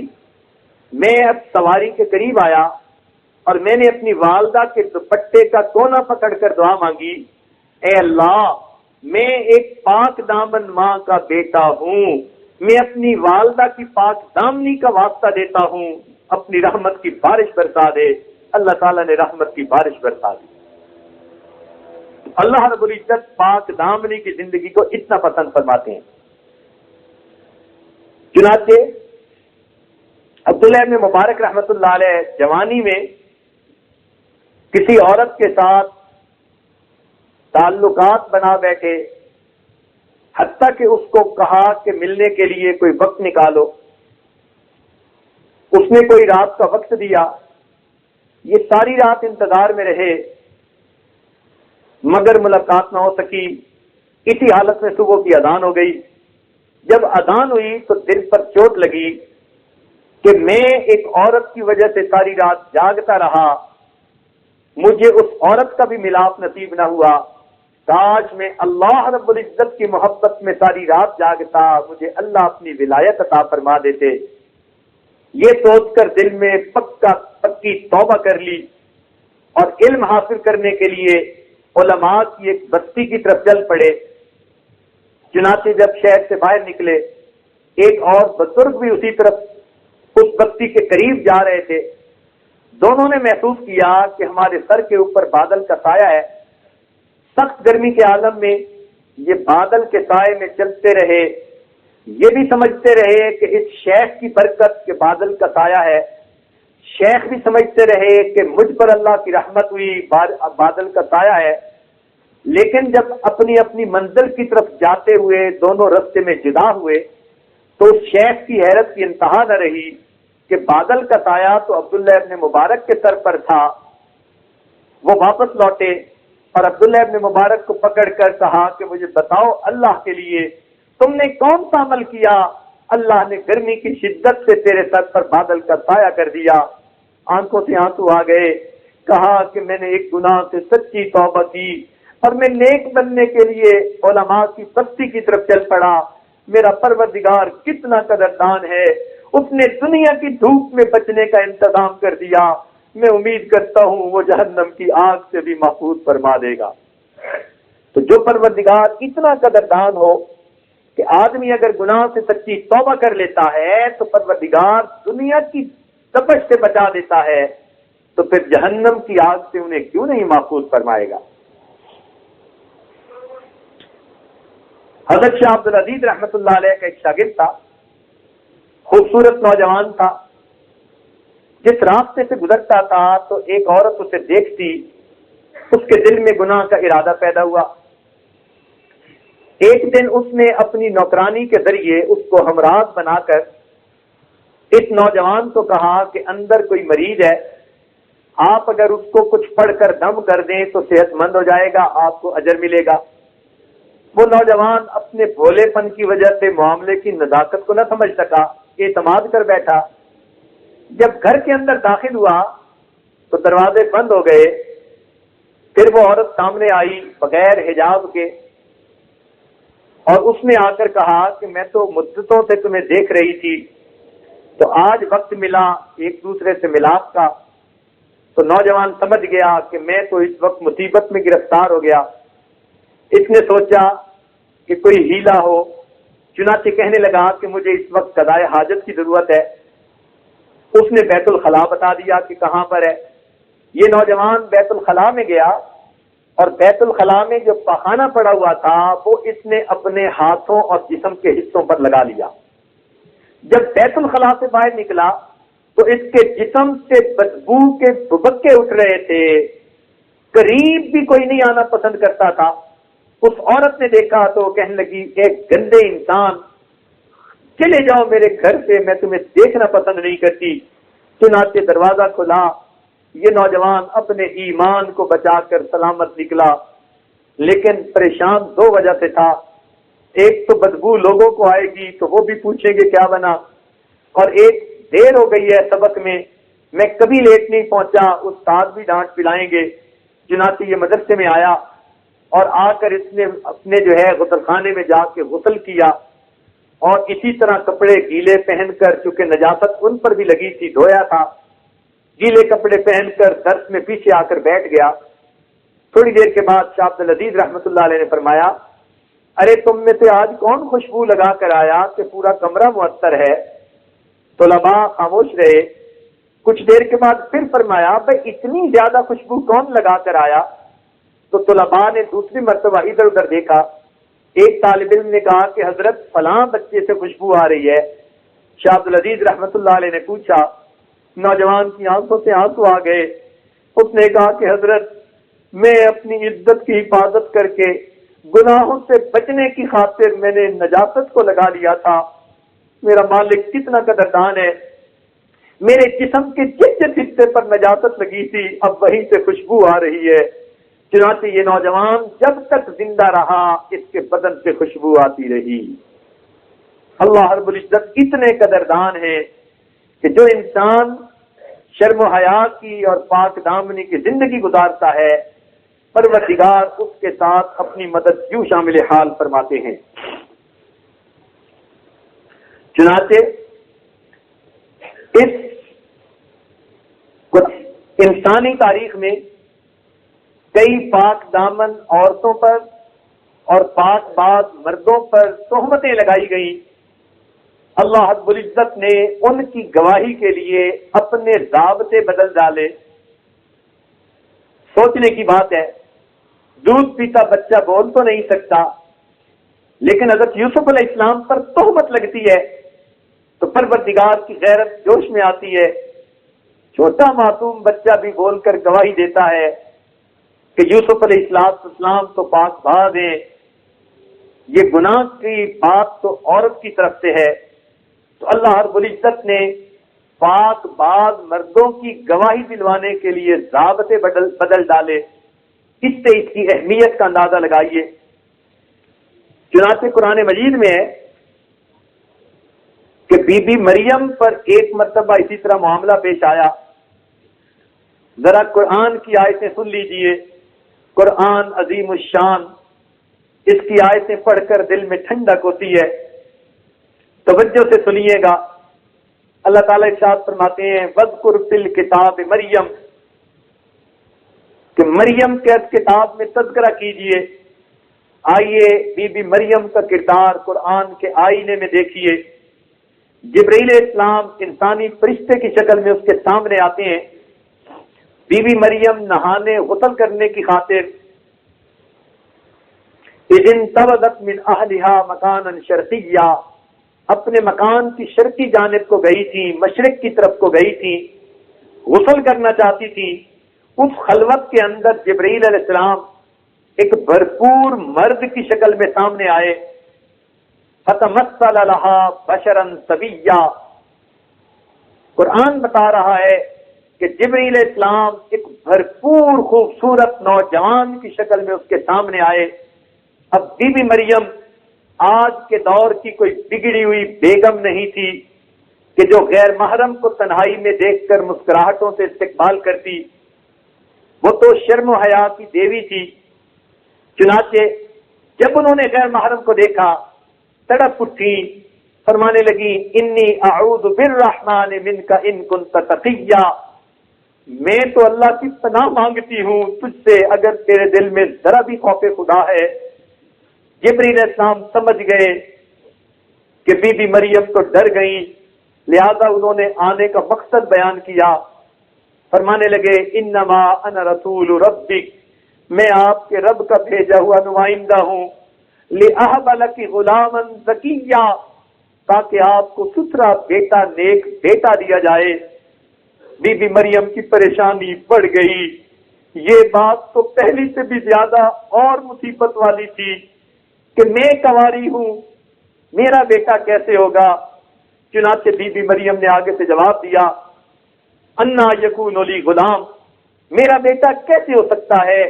ولم یمسسنی بشر، نہ تو کیا میں نے نکاح، ولم اک بغیہ، اور نہ کیا میں نے زنا۔ بی بی مریم جانتی تھی کہ بیٹے ہونے کے اسباب ہوتے ہیں، یا نکاح کے ذریعے ہوتا ہے یا گناہ کے ذریعے ہوتا ہے۔ تو بی بی مریم نے کہا کہ نہ تو میں نے نکاح کیا، ولم یمسسنی بشر ولم اک بغیہ، اور نہ میں نے کوئی گناہ کیا۔ جب ان کی اس بات کو فرشتے نے سنا، قال کذالک، اللہ کا فرشتہ بھی کذالک کی مہر لگاتا ہے، انڈورسمنٹ کر رہا ہے، بی بی مریم تم اتنی پاک دامن ہو، تم جو دعویٰ کر رہی ہو تم اپنے دعوے میں 100% سچی ہو۔ مریم کے کردار پر یہ قرآنی مہر قیامت تک سلامت رہے گی۔ اللہ ہمیں بھی ایسی بیٹیاں عطا فرمائے جو اتنی ماہیا زندگی گزارنے والی ہوں کہ فرشتے بھی ان کی پاک دامنی کی گواہیاں دیتے پھرے۔ سبحان اللہ۔ ایسی بی بی مریم کو جب یہ جواب دیا تو اس وقت فرشتے نے کہا قال ربک هو علی ہین، اے بی بی مریم آپ کے پروردگار نے بیٹا دینا ہے، کسی زلفوں والی سرکار نے بیٹا نہیں دینا کہ آپ کو نظر و نیاز کی ضرورت پڑے، آپ کو تو پروردگار نے بیٹا دینا ہے۔ لہذا بی بی مریم کو آثار حمل محسوس ہونا شروع ہو گئے، انہوں نے اپنے آپ کو پریگننٹ فیل کرنا شروع کر دیا، بڑی پریشان ہوئی، طبیعت مغموم ہے، دل اداس ہے، میں کنواری ہوں، لوگوں میں میری عبادت کے چرچے ہیں، میں نے زندگی مسجد میں اپنے آپ کو عبادت کے لیے وقف کر کے گزاری، اعتکاف میں اپنی جوانی گزاری، اور اگر اب لوگوں کو پتہ چلے گا کہ کنواری حالت میں میرا بیٹا ہوا، بچہ ہوا، تو پھر میری عزت کا کیا بنے گا؟ ساری عمر کی کمائی ختم ہوتی نظر آئی۔ چنانچہ اس پریشانی میں بی بی مریم گھر سے نکلی اور گھر کے قریب تنہائی میں ایک جگہ پر ایک درخت کے نیچے اس طرح آ کر بیٹھی جس طرح کوئی ہارا ہوا جرنیل آ کر بیٹھتا ہے۔ فحملته فانتبذت به مکانا قصیا، چنانچہ اس وقت بڑی غمزدہ تھی، دل دل میں دعائیں کرنے لگی، یا لیتنی مت قبل ھذا وکنت نسیا منسیا، اے کاش میں اس سے پہلے مر گئی ہوتی اور میں کوئی بھولی بھتری چیز ہوتی۔ پروردگار نے تسلی دی، میری مریم فناداها رب من تحتها اللہ تحزنی قد جعل ربک تحتک سریا، چنانچہ اللہ تعالیٰ نے ان کے نیچے ایک جگہ سے چشمہ پانی کا جاری کر دیا۔ فرمایا بی بی مریم غمزدہ نہ ہو، جب تجھے تکلیف محسوس ہو وضع حمل کی، اس کھجور کو ہلا دینا تو پھر رطبا جنیا، تازہ کھجوریں گریں گی، فکلی بشربی، یہ کھجوریں کھا لینا اور پانی پی لینا، اور اگر بیٹے کی ولادت ہو وقری عینا، تو بیٹے کے چہرے کو دیکھ کر اپنے لخت جگر کی زمین پر جمال نبوت کی کرنیں پھوٹتی دیکھ کر اس کو بوسے دینا، تمہیں تسلی مل جائے گی۔ اور اگر تم واپس قوم کی طرف جاؤ اور لوگ تم سے پوچھیں کہ یہ کیا معاملہ بنا، تو جواب دینا انی نذرت للرحمن صوما، میں نے تو رحمان کے لیے روزہ رکھا۔ اس وقت کے روزے میں بولنے کی بھی ممانعت ہوتی تھی، چنانچہ ان کی ماں نے بھی یہی دعا مانگی تھی، انی نذرت لک ما فی بطنی تو ماں حنا نے اپنے وقت میں اللہ کی نظر مانی تھی، آج بیٹی نظر تو للرحمان کے لفظ کہہ رہی ہے۔ معلوم ہوا جیسے مائیں ہوتی ہیں ایسی ہی آگے بیٹیاں ہوا کرتی ہیں۔ جب نیک مائیں ہو اللہ بیٹیوں کو بھی پاک دامن زندگی عطا کرتے ہیں۔ تو بی بی مریم اپنی بیٹے کو لے کر جب قوم کی طرف آئی، قوم نے نشتر زنی کے تانے کے نشتر لگانے شروع کر دیے اور کہنے لگی یا مریم، اے مریم، فاتت به قومها تحمل، وہ اپنے بچے کو لے کے قوم کی طرف آئی۔ قالوا یا مریم لقد جئت شیئا فریا، تو یہ کیا عجیب چیز لے کر آ گئی۔ یا اخت ہارون، اے ہارون کی بہن، ما کان ابوک امرأ سوء، نہ تیری ماں بری تھی، نہ تمہارا باپ برا تھا، وما کانت امک بغیہ، نہ تمہاری ماں بد کردار تھی۔ تو قرآن مجید کی اس آیت سے پتہ چلا جب عورت سے کوئی ایسی اخلاقی غلطی ہوتی ہے بھائی پر بھی الزام آتا ہے، ماں اور باپ کی بھی بدنامی ہوتی ہے۔ جوان بچی ہرگز نہ سمجھے یہ میری ذات کا عمل ہے، وہ سمجھ لے کہ میرے ساتھ کچھ اور بھی لوگ ہیں جن کی زندگی کی عزتیں خاک میں مل جائیں گی۔ چنانچہ قرآن سے گواہی مل رہی ہے۔ قوم نے کہا یا اخت ہارون، اے ہارون کی بہن، وہ مریم کا نام بھی لے سکتے تھے مگر نہیں، ان کو نشتر لگا رہے ہیں۔ اور سوچ تو بہن کس کی، بیٹی کس ماں کی اور کس باپ کی لخت جگر ہو۔ یا اخت ہارون ما کان ابوک امرأ سوء وما کانت امک بغیہ۔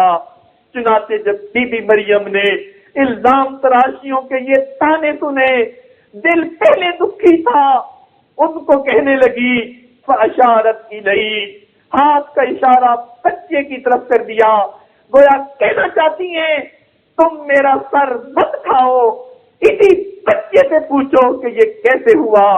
وہ کہنے لگے کہ یہ بچہ کیسے بول سکتا ہے، کیف نکلم من کان فی المہد صبیا، جو چھوٹا بچہ گود میں ہو وہ کیسے ہم کلامی کر سکتا ہے۔ اس وقت پروردگار نے ضابطے کو بدل دیا۔ میرے پیارے عیسیٰ علیہ السلام بچے گود میں بولا نہیں کرتے، مگر تیری پاک دامن ماں پر الزام لگ رہا ہے، میں پروردگار ضابطے بدل رہا ہوں، آپ کو بولنا ہوگا اور اسی بچپن میں اپنی نبوت کا اعلان کرنا ہوگا۔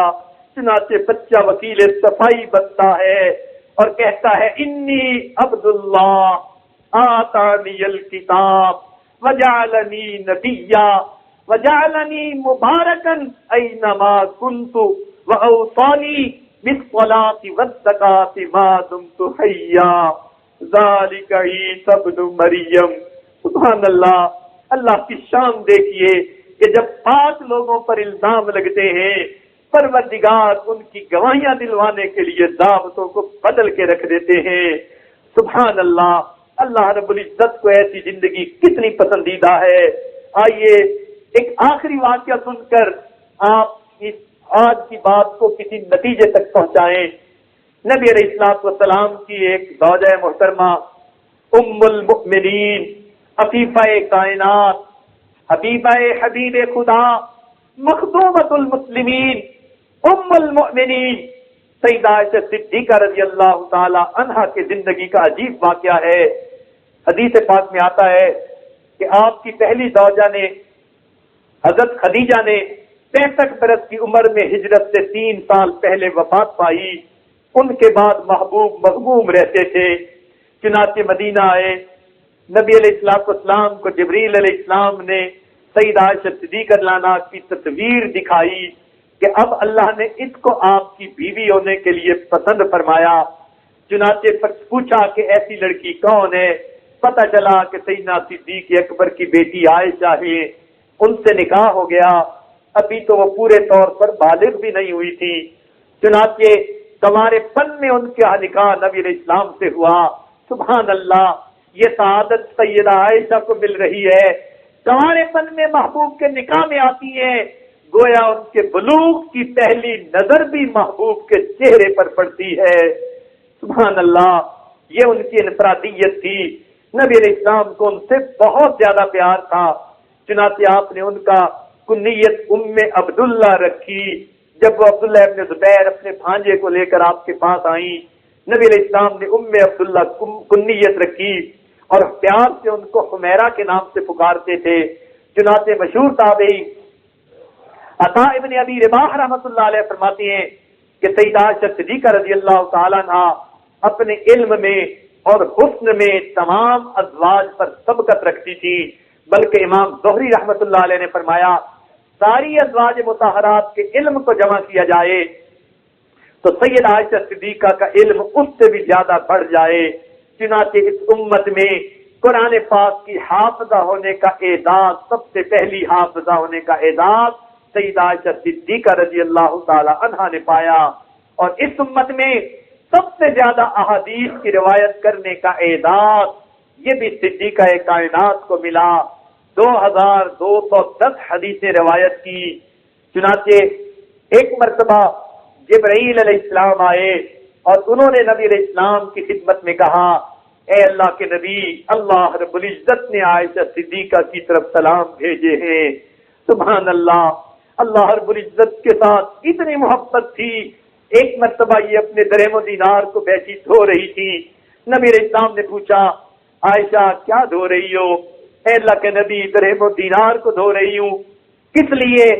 اے آقا، آپ کی مبارک زبان سے یہ سنا، زبان فیض ترجمان سے یہ سنا کہ جب کوئی آدمی اپنا مال اللہ کے راستے میں کسی فقیر کو دیتا ہے تو وہ فقیر کے ہاتھوں میں پہنچنے سے پہلے اللہ رب العزت کے ہاتھوں میں پہنچ جاتا ہے۔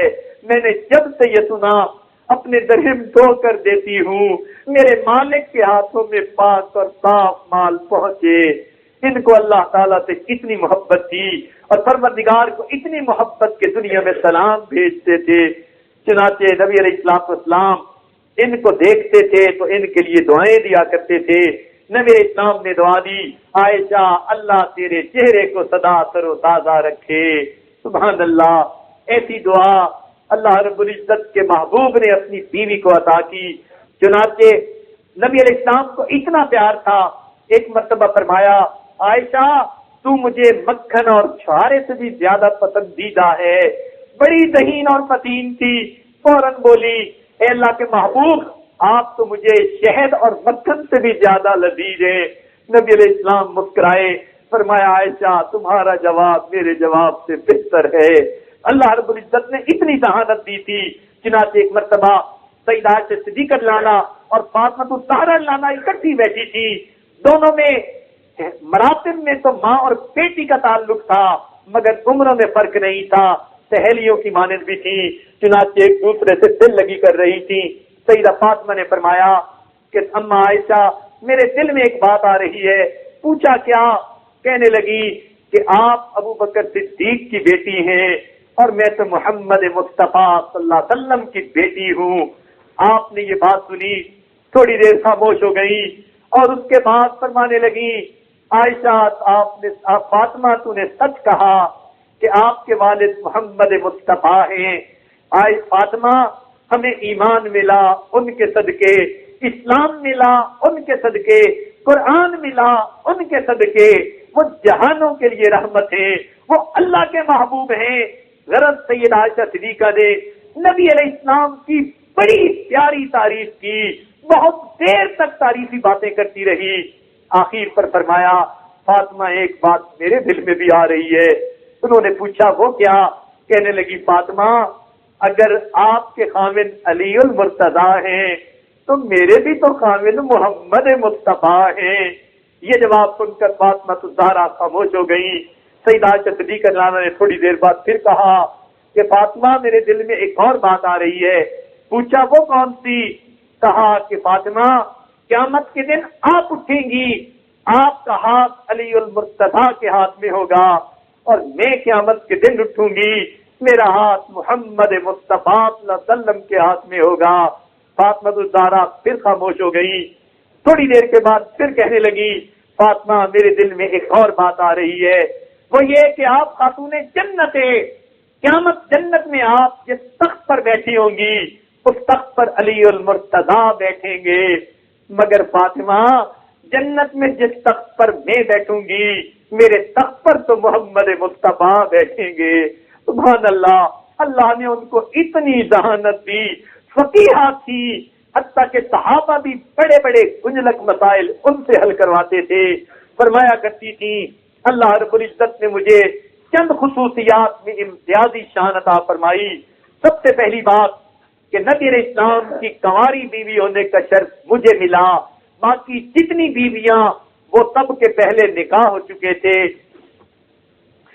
یا بیوائیں تھی، لہذا کنواری بیوی ہونے کا اعزاز مجھے حاصل ہے۔ دوسرا فرماتی تھی بدر کے میدان میں اللہ کے محبوب نے میرے دوپٹے کو اسلام کا جھنڈا بنا کر اپنے ہاتھوں سے لہرایا، میرا دوپٹہ اسلام کا جھنڈا بن کر لہرتا رہا، یہ اعزاز بھی مجھے ملا۔ فرماتی ہیں کہ جبریل علیہ السلام کو اصلی حالت میں نے بھی دیکھا، یہ اعزاز بھی مجھے نصیب ہوا۔ فرماتی تھی اللہ تعالیٰ کے سلام بھی میری طرف آئے، یہ اعزاز بھی باقی بیویوں کی بجائے مجھے ملا۔ اور فرماتی تھی کہ میرے اوپر جو ہے الزام لگا اس کی گواہی بھی اللہ رب العزت نے دی۔ اور فرماتی تھی جب نبی علیہ السلام کی وفات ہوئی تو آپ ہوں گے، تو یہ اللہ رب العزت نے ان کو امتیازی شان عطا فرمائی تھی۔ آئیے اب ذرا واقعہ سن لیجئے کہ وہ واقعہ کیسے پیش آیا۔ ایک غزوہ میں نبی علیہ السلام سیدہ عائشہ صدیقہ رضی اللہ عنہا کو ساتھ لے کر گئے، غزوہ بنی مصطلق اس کا نام ہے۔ واپسی کے لیے جب تیار ہونے لگے اس دور میں طریقہ یہ تھا کہ اونٹوں کے قافلے روانہ ہوتے تھے، تو جن کے اونٹ سامان سے لد جاتے، سواریاں بیٹھ جاتی، وہ چلنا شروع کر دیتے۔ قافلے کا چلنا بھی 2-1 گھنٹے کا پروسیس ہوا کرتا تھا۔ چنانچہ نبی علیہ السلام تیاری کا حکم دے دیا، لوگ تیاری کرنے لگے۔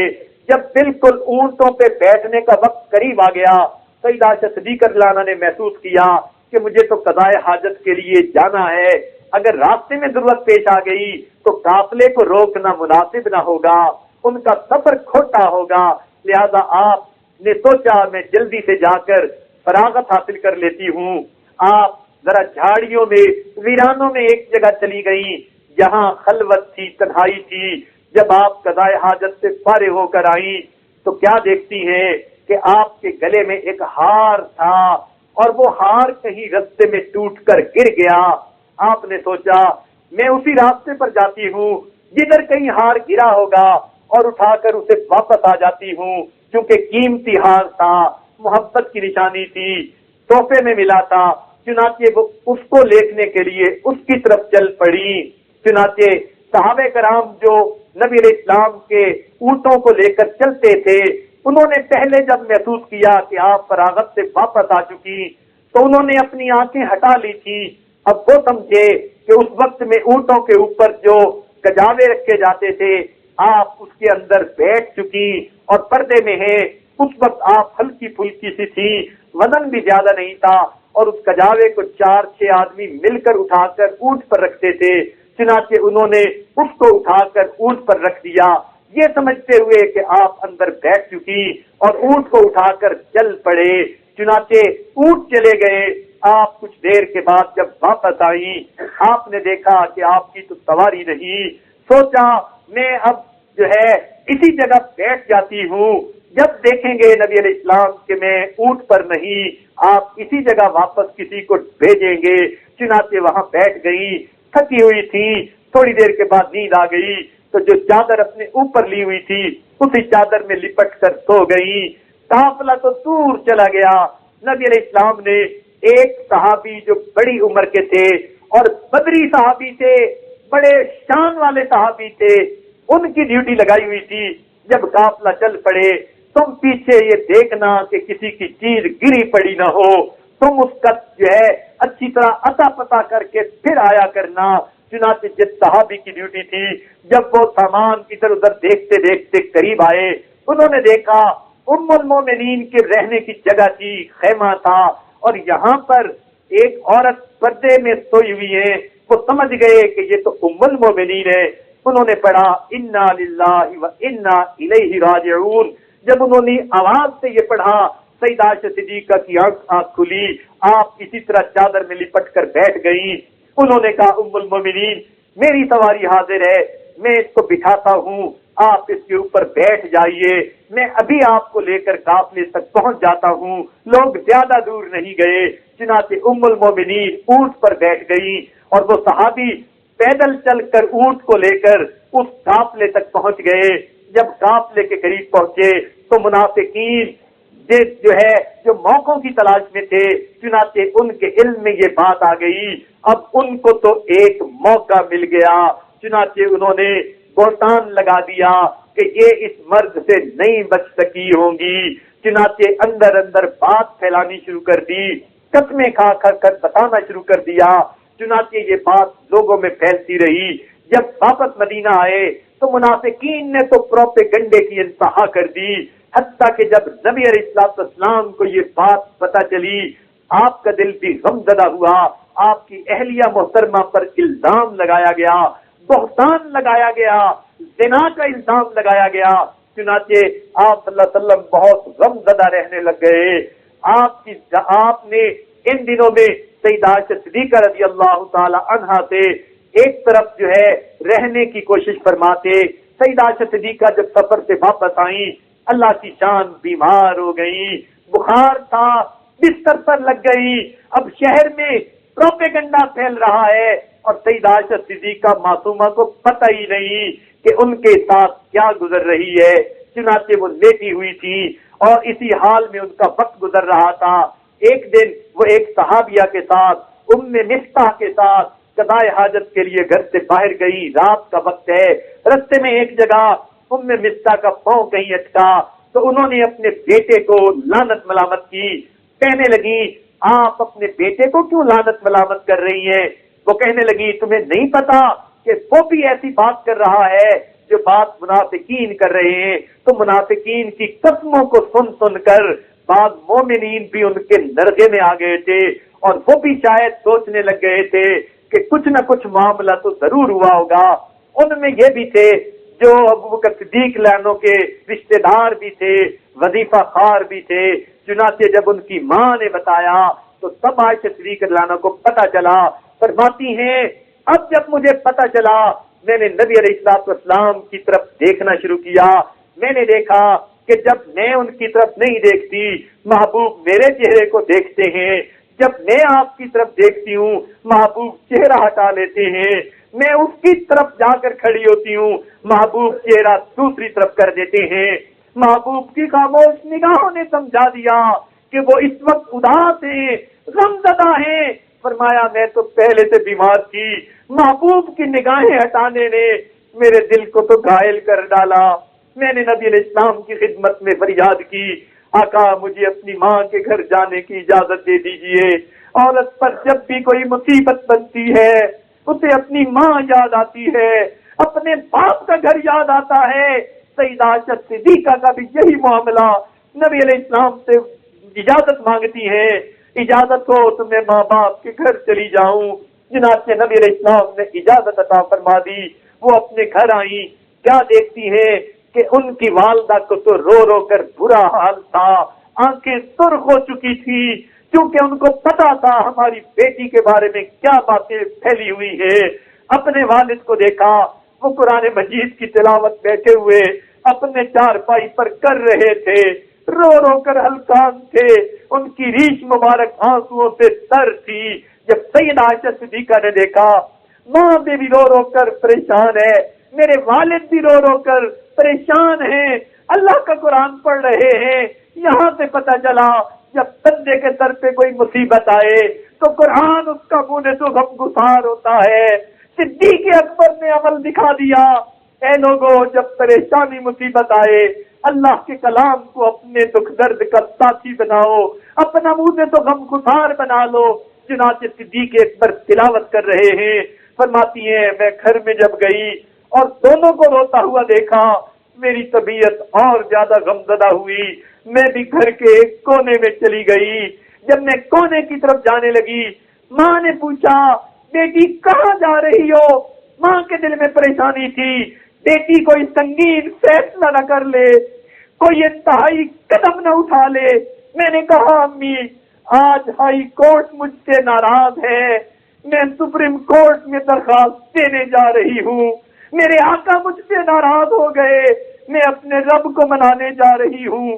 فرماتی ہے میں کونے میں چلی گئی اور کونے میں جا کر میں نے مصلی بچھا لیا، سجدے میں سر ڈال دیا اور میں نے دعا کرنی شروع کر دی، اے پروردگار، اے مظلوموں کے دستگیر، اے ٹوٹے دلوں کو تسلی دینے والے، اے کمزوروں کا ساتھ عطا کرنے والے، اے غمزدوں کو دلاسا دینے والے، اے پروردگار آپ نے یوسف کی برات سچے سے دلوا دی تھی، آپ نے مریم سے بہتان کو دور کر دیا تھا، آج آپ کے محبوب کی حمیرہ آپ کا دروازہ کھٹکھٹا رہی ہے، پروردگار آپ کے سامنے فریادی بن کر پیش ہو رہی ہے، آپ مظلومہ کی مدد کیجئے، میرے آقا مجھ سے ناراض ہیں، میرے محبوب مجھ سے ناراض ہیں، محبوب حقیقی آپ مدد فرمائیے۔ فرماتی ہیں میں سجدے میں رونے لگ گئی اور ادھر یہ حال تھا کہ مسجد میں نبی علیہ السلام نے صحابہ کی محفل بلائی ہوئی تھی، فرماتے ہیں صحابہ جمع تھے، سب غمزدہ ہیں، محبوب کا چہرہ اداس دیکھ کر کچھ صحابہ کی چیخیں نکلتی ہیں، کچھ کی چٹکیاں نکل رہی ہیں، سب کے سب رو رہے ہیں۔ نبی علیہ السلام نے صحابہ سے مشورہ کیا اور پوچھا کہ بتاؤ اس معاملے میں ہمیں کیا کرنا چاہیے۔ چنانچہ صدیق اکبر تو گھر میں تھے، عمر بن الخطاب کھڑے ہوئے اور کہنے لگے اے اللہ کے محبوب، آپ کے جسم پر تو نجس مکھی بھی نہیں بیٹھتی، اللہ نے آپ کو اتنا پاک بنایا ہے، یہ کیسے ممکن ہے آپ کی رفیق حیات سے ایسا ناپاک گناہ سرزد ہو؟ یہ ہو نہیں سکتا، یہ تو بہتان ہے جو لوگوں نے لگایا۔ چنانچہ نبی علیہ السلام کو یہ سن کر کچھ تسلی ہوئی، آپ نے عثمان غنی رضی اللہ عنہ سے پوچھا آپ بتائیے کیا معاملہ ہے؟ عثمان غنی رضی اللہ عنہ نے پر عرض کیا اے اللہ کے محبوب، اللہ نے آپ کو وہ شان بخشی، آپ کا سایہ زمین پر نہ پڑنے دیا کہ کسی کا قدم نہ اوپر آ جائے، یہ کیسے ممکن ہے آپ کی رفیق حیات پر کوئی غیر محرم قابو پائے؟ یہ ہو نہیں سکتا۔ چنانچہ آپ کے دل کو اور تسلی ہو گئی۔ حضرت علی اللہ عنہ سے پوچھا، انہوں نے پر عرض کیا اے اللہ کے نبی، ایک مرتبہ آپ کے نالین مبارک میں نجاست لگی ہوئی تھی، آپ نجس جوتے کو پہننا چاہتے تھے، اللہ تعالیٰ نے جبرائیل علیہ السلام کو بھیج کر بتا دیا تھا اور نجس جوتا بھی آپ کو نہیں پہننے دیا تھا، یہ کیسے ہو سکتی ہے کہ آپ کی رفیق حیات نجس کام کرنے والی ہو؟ نبی علیہ السلام یہ سن کر خاموش ہو گئے، لیکن غمزدہ تھے، خاموش تھے۔ تھوڑی دیر بعد حضرت علی نے نبی علیہ السلام کی دل لگی کے لیے کہہ دیا اللہ کے محبوب اگر آپ اتنے ہی غمزدہ ہیں، آپ کو عورتوں کی تو کوئی کمی نہیں، آپ جو چاہیں فیصلہ کر دیں۔ لیکن اس بات کو سن کر عمر لانو پھر تڑپ اٹھے، پھر کھڑے ہوئے اور عرض کرنے لگے اے اللہ کے نبی، کیا آپ نے یہ رشتہ اپنی مرضی سے کیا تھا یا اللہ رب العزت کی مرضی سے کیا تھا؟ محبوب نے یہ سوال سن کر انگلی عرش کی طرف کر دی کہ یہ تو اللہ کی مرضی کیسے کیا تھا۔ عمر اللہ فرمانے لگے جب آپ نے اللہ کی مرضی کا یہ رشتہ کیا تو یہ رشتہ آپ کا اللہ کا چنا ہوا ہے۔ سبحانک ھذا بہتان عظیم، میں گواہی دیتا ہوں کہ یہ پکا بہتان ہے۔ ان کی بات سن کر محبوب کے دل کو تسلی ہوئی۔ عمر فرمانے لگے اللہ کے نبی ان منافقوں کو چھوڑ دو اور ان کے لیے عمر کی تلوار کافی ہے، ان سے میں نمٹ لوں گا۔ محبوب کی خاموش نگاہوں نے کہا عمر تم نے میرے بوجھ کو ہلکا کر دیا۔ چنانچہ اس مجلس مشاورت کے بعد اللہ کے محبوب اپنی محبوبہ اپنی صدیقہ کے پاس آتے ہیں۔ ابو بکر صدیق لانو کے گھر پر دروازے پر جب دستک دی تو سیدنا صدیق اکبر کی زوجہ نے دروازہ کھولا، نبی علیہ السلام اندر تشریف لائے، چارپائی پر بیٹھ گئے، فرمایا میری حمیرہ کہاں ہے؟ سیدہ نے سنا، سیدہ صدیقہ فرماتی ہیں میں سجدے میں تھی، میں نے محبوب کی آواز سنی میرا جی چاہا کہ میں اس وقت جاؤں اور اپنے آقا کے پاؤں پکڑ کر اتنا روؤں جتنا جی چاہتا ہے اور اپنی فریاد آقا کو سنا دوں، مگر میں نے کہا میں اللہ کے سامنے دعائیں کر رہی ہوں، میں اللہ کے سامنے دعائیں کرتی رہوں۔ میں دعا کرتی رہی۔ جب محبوب نے پوچھا میرا کہاں ہے تو اس وقت ادب کی وجہ سے میں اٹھ گئی اور اٹھ کر نبی علیہ السلام کے قریب چارپائی پر آ کر بیٹھ گئی۔ فرماتی ہیں نبی علیہ السلام مجھے سمجھانے لگ گئے، اے عائشہ، انسان خطا کا پتلا ہے، اگر تم سے کوئی غلطی ہو گئی ہے تو تم اللہ سے معافی مانگ لو، اللہ تعالیٰ معاف کر دینے والا ہے۔ سبحان اللہ، آقا کی تحمل مزاجی پہ قربان جائیں۔ سارا شہر بدنامیاں کرتا پھر رہا ہے، مگر آقا اپنی محبوبہ کو کتنے پیار سے بات سمجھا رہے ہیں۔ فرماتے ہیں اے عائشہ، اگر تم سے کوئی غلطی ہو گئی ہے اپنے رب سے معافی مانگ لو، اللہ تعالیٰ معافی مانگنے والوں کو معاف فرما دیتے ہیں۔ عائشہ صدیقہ فرماتی ہے آقا کی یہ بات سن کر میرے ضبط کے بندھن ٹوٹ گئے، آنکھوں سے لڑیاں لگ گئی آنسوؤں کی، اور میں نے اپنے آقا کو کہا کہ اس وقت اگر میں صفائی کی کوئی بات بھی پیش کروں گی آپ شاید اسے قبول نہ کریں۔ میں وہی کہتی ہوں جو یعقوب علیہ السلام نے کہا تھا، انما اشکو بثی و حزنی الی اللہ، میں اپنی شکایت اور اپنے دل کا غم اللہ کے سامنے کہتی ہوں۔ جب پاک دامن بی بی نے اپنے رب کو پکارا اور اپنے رب کی طرف رجوع کیا، پروردگار کی طرف سے مدد اتری۔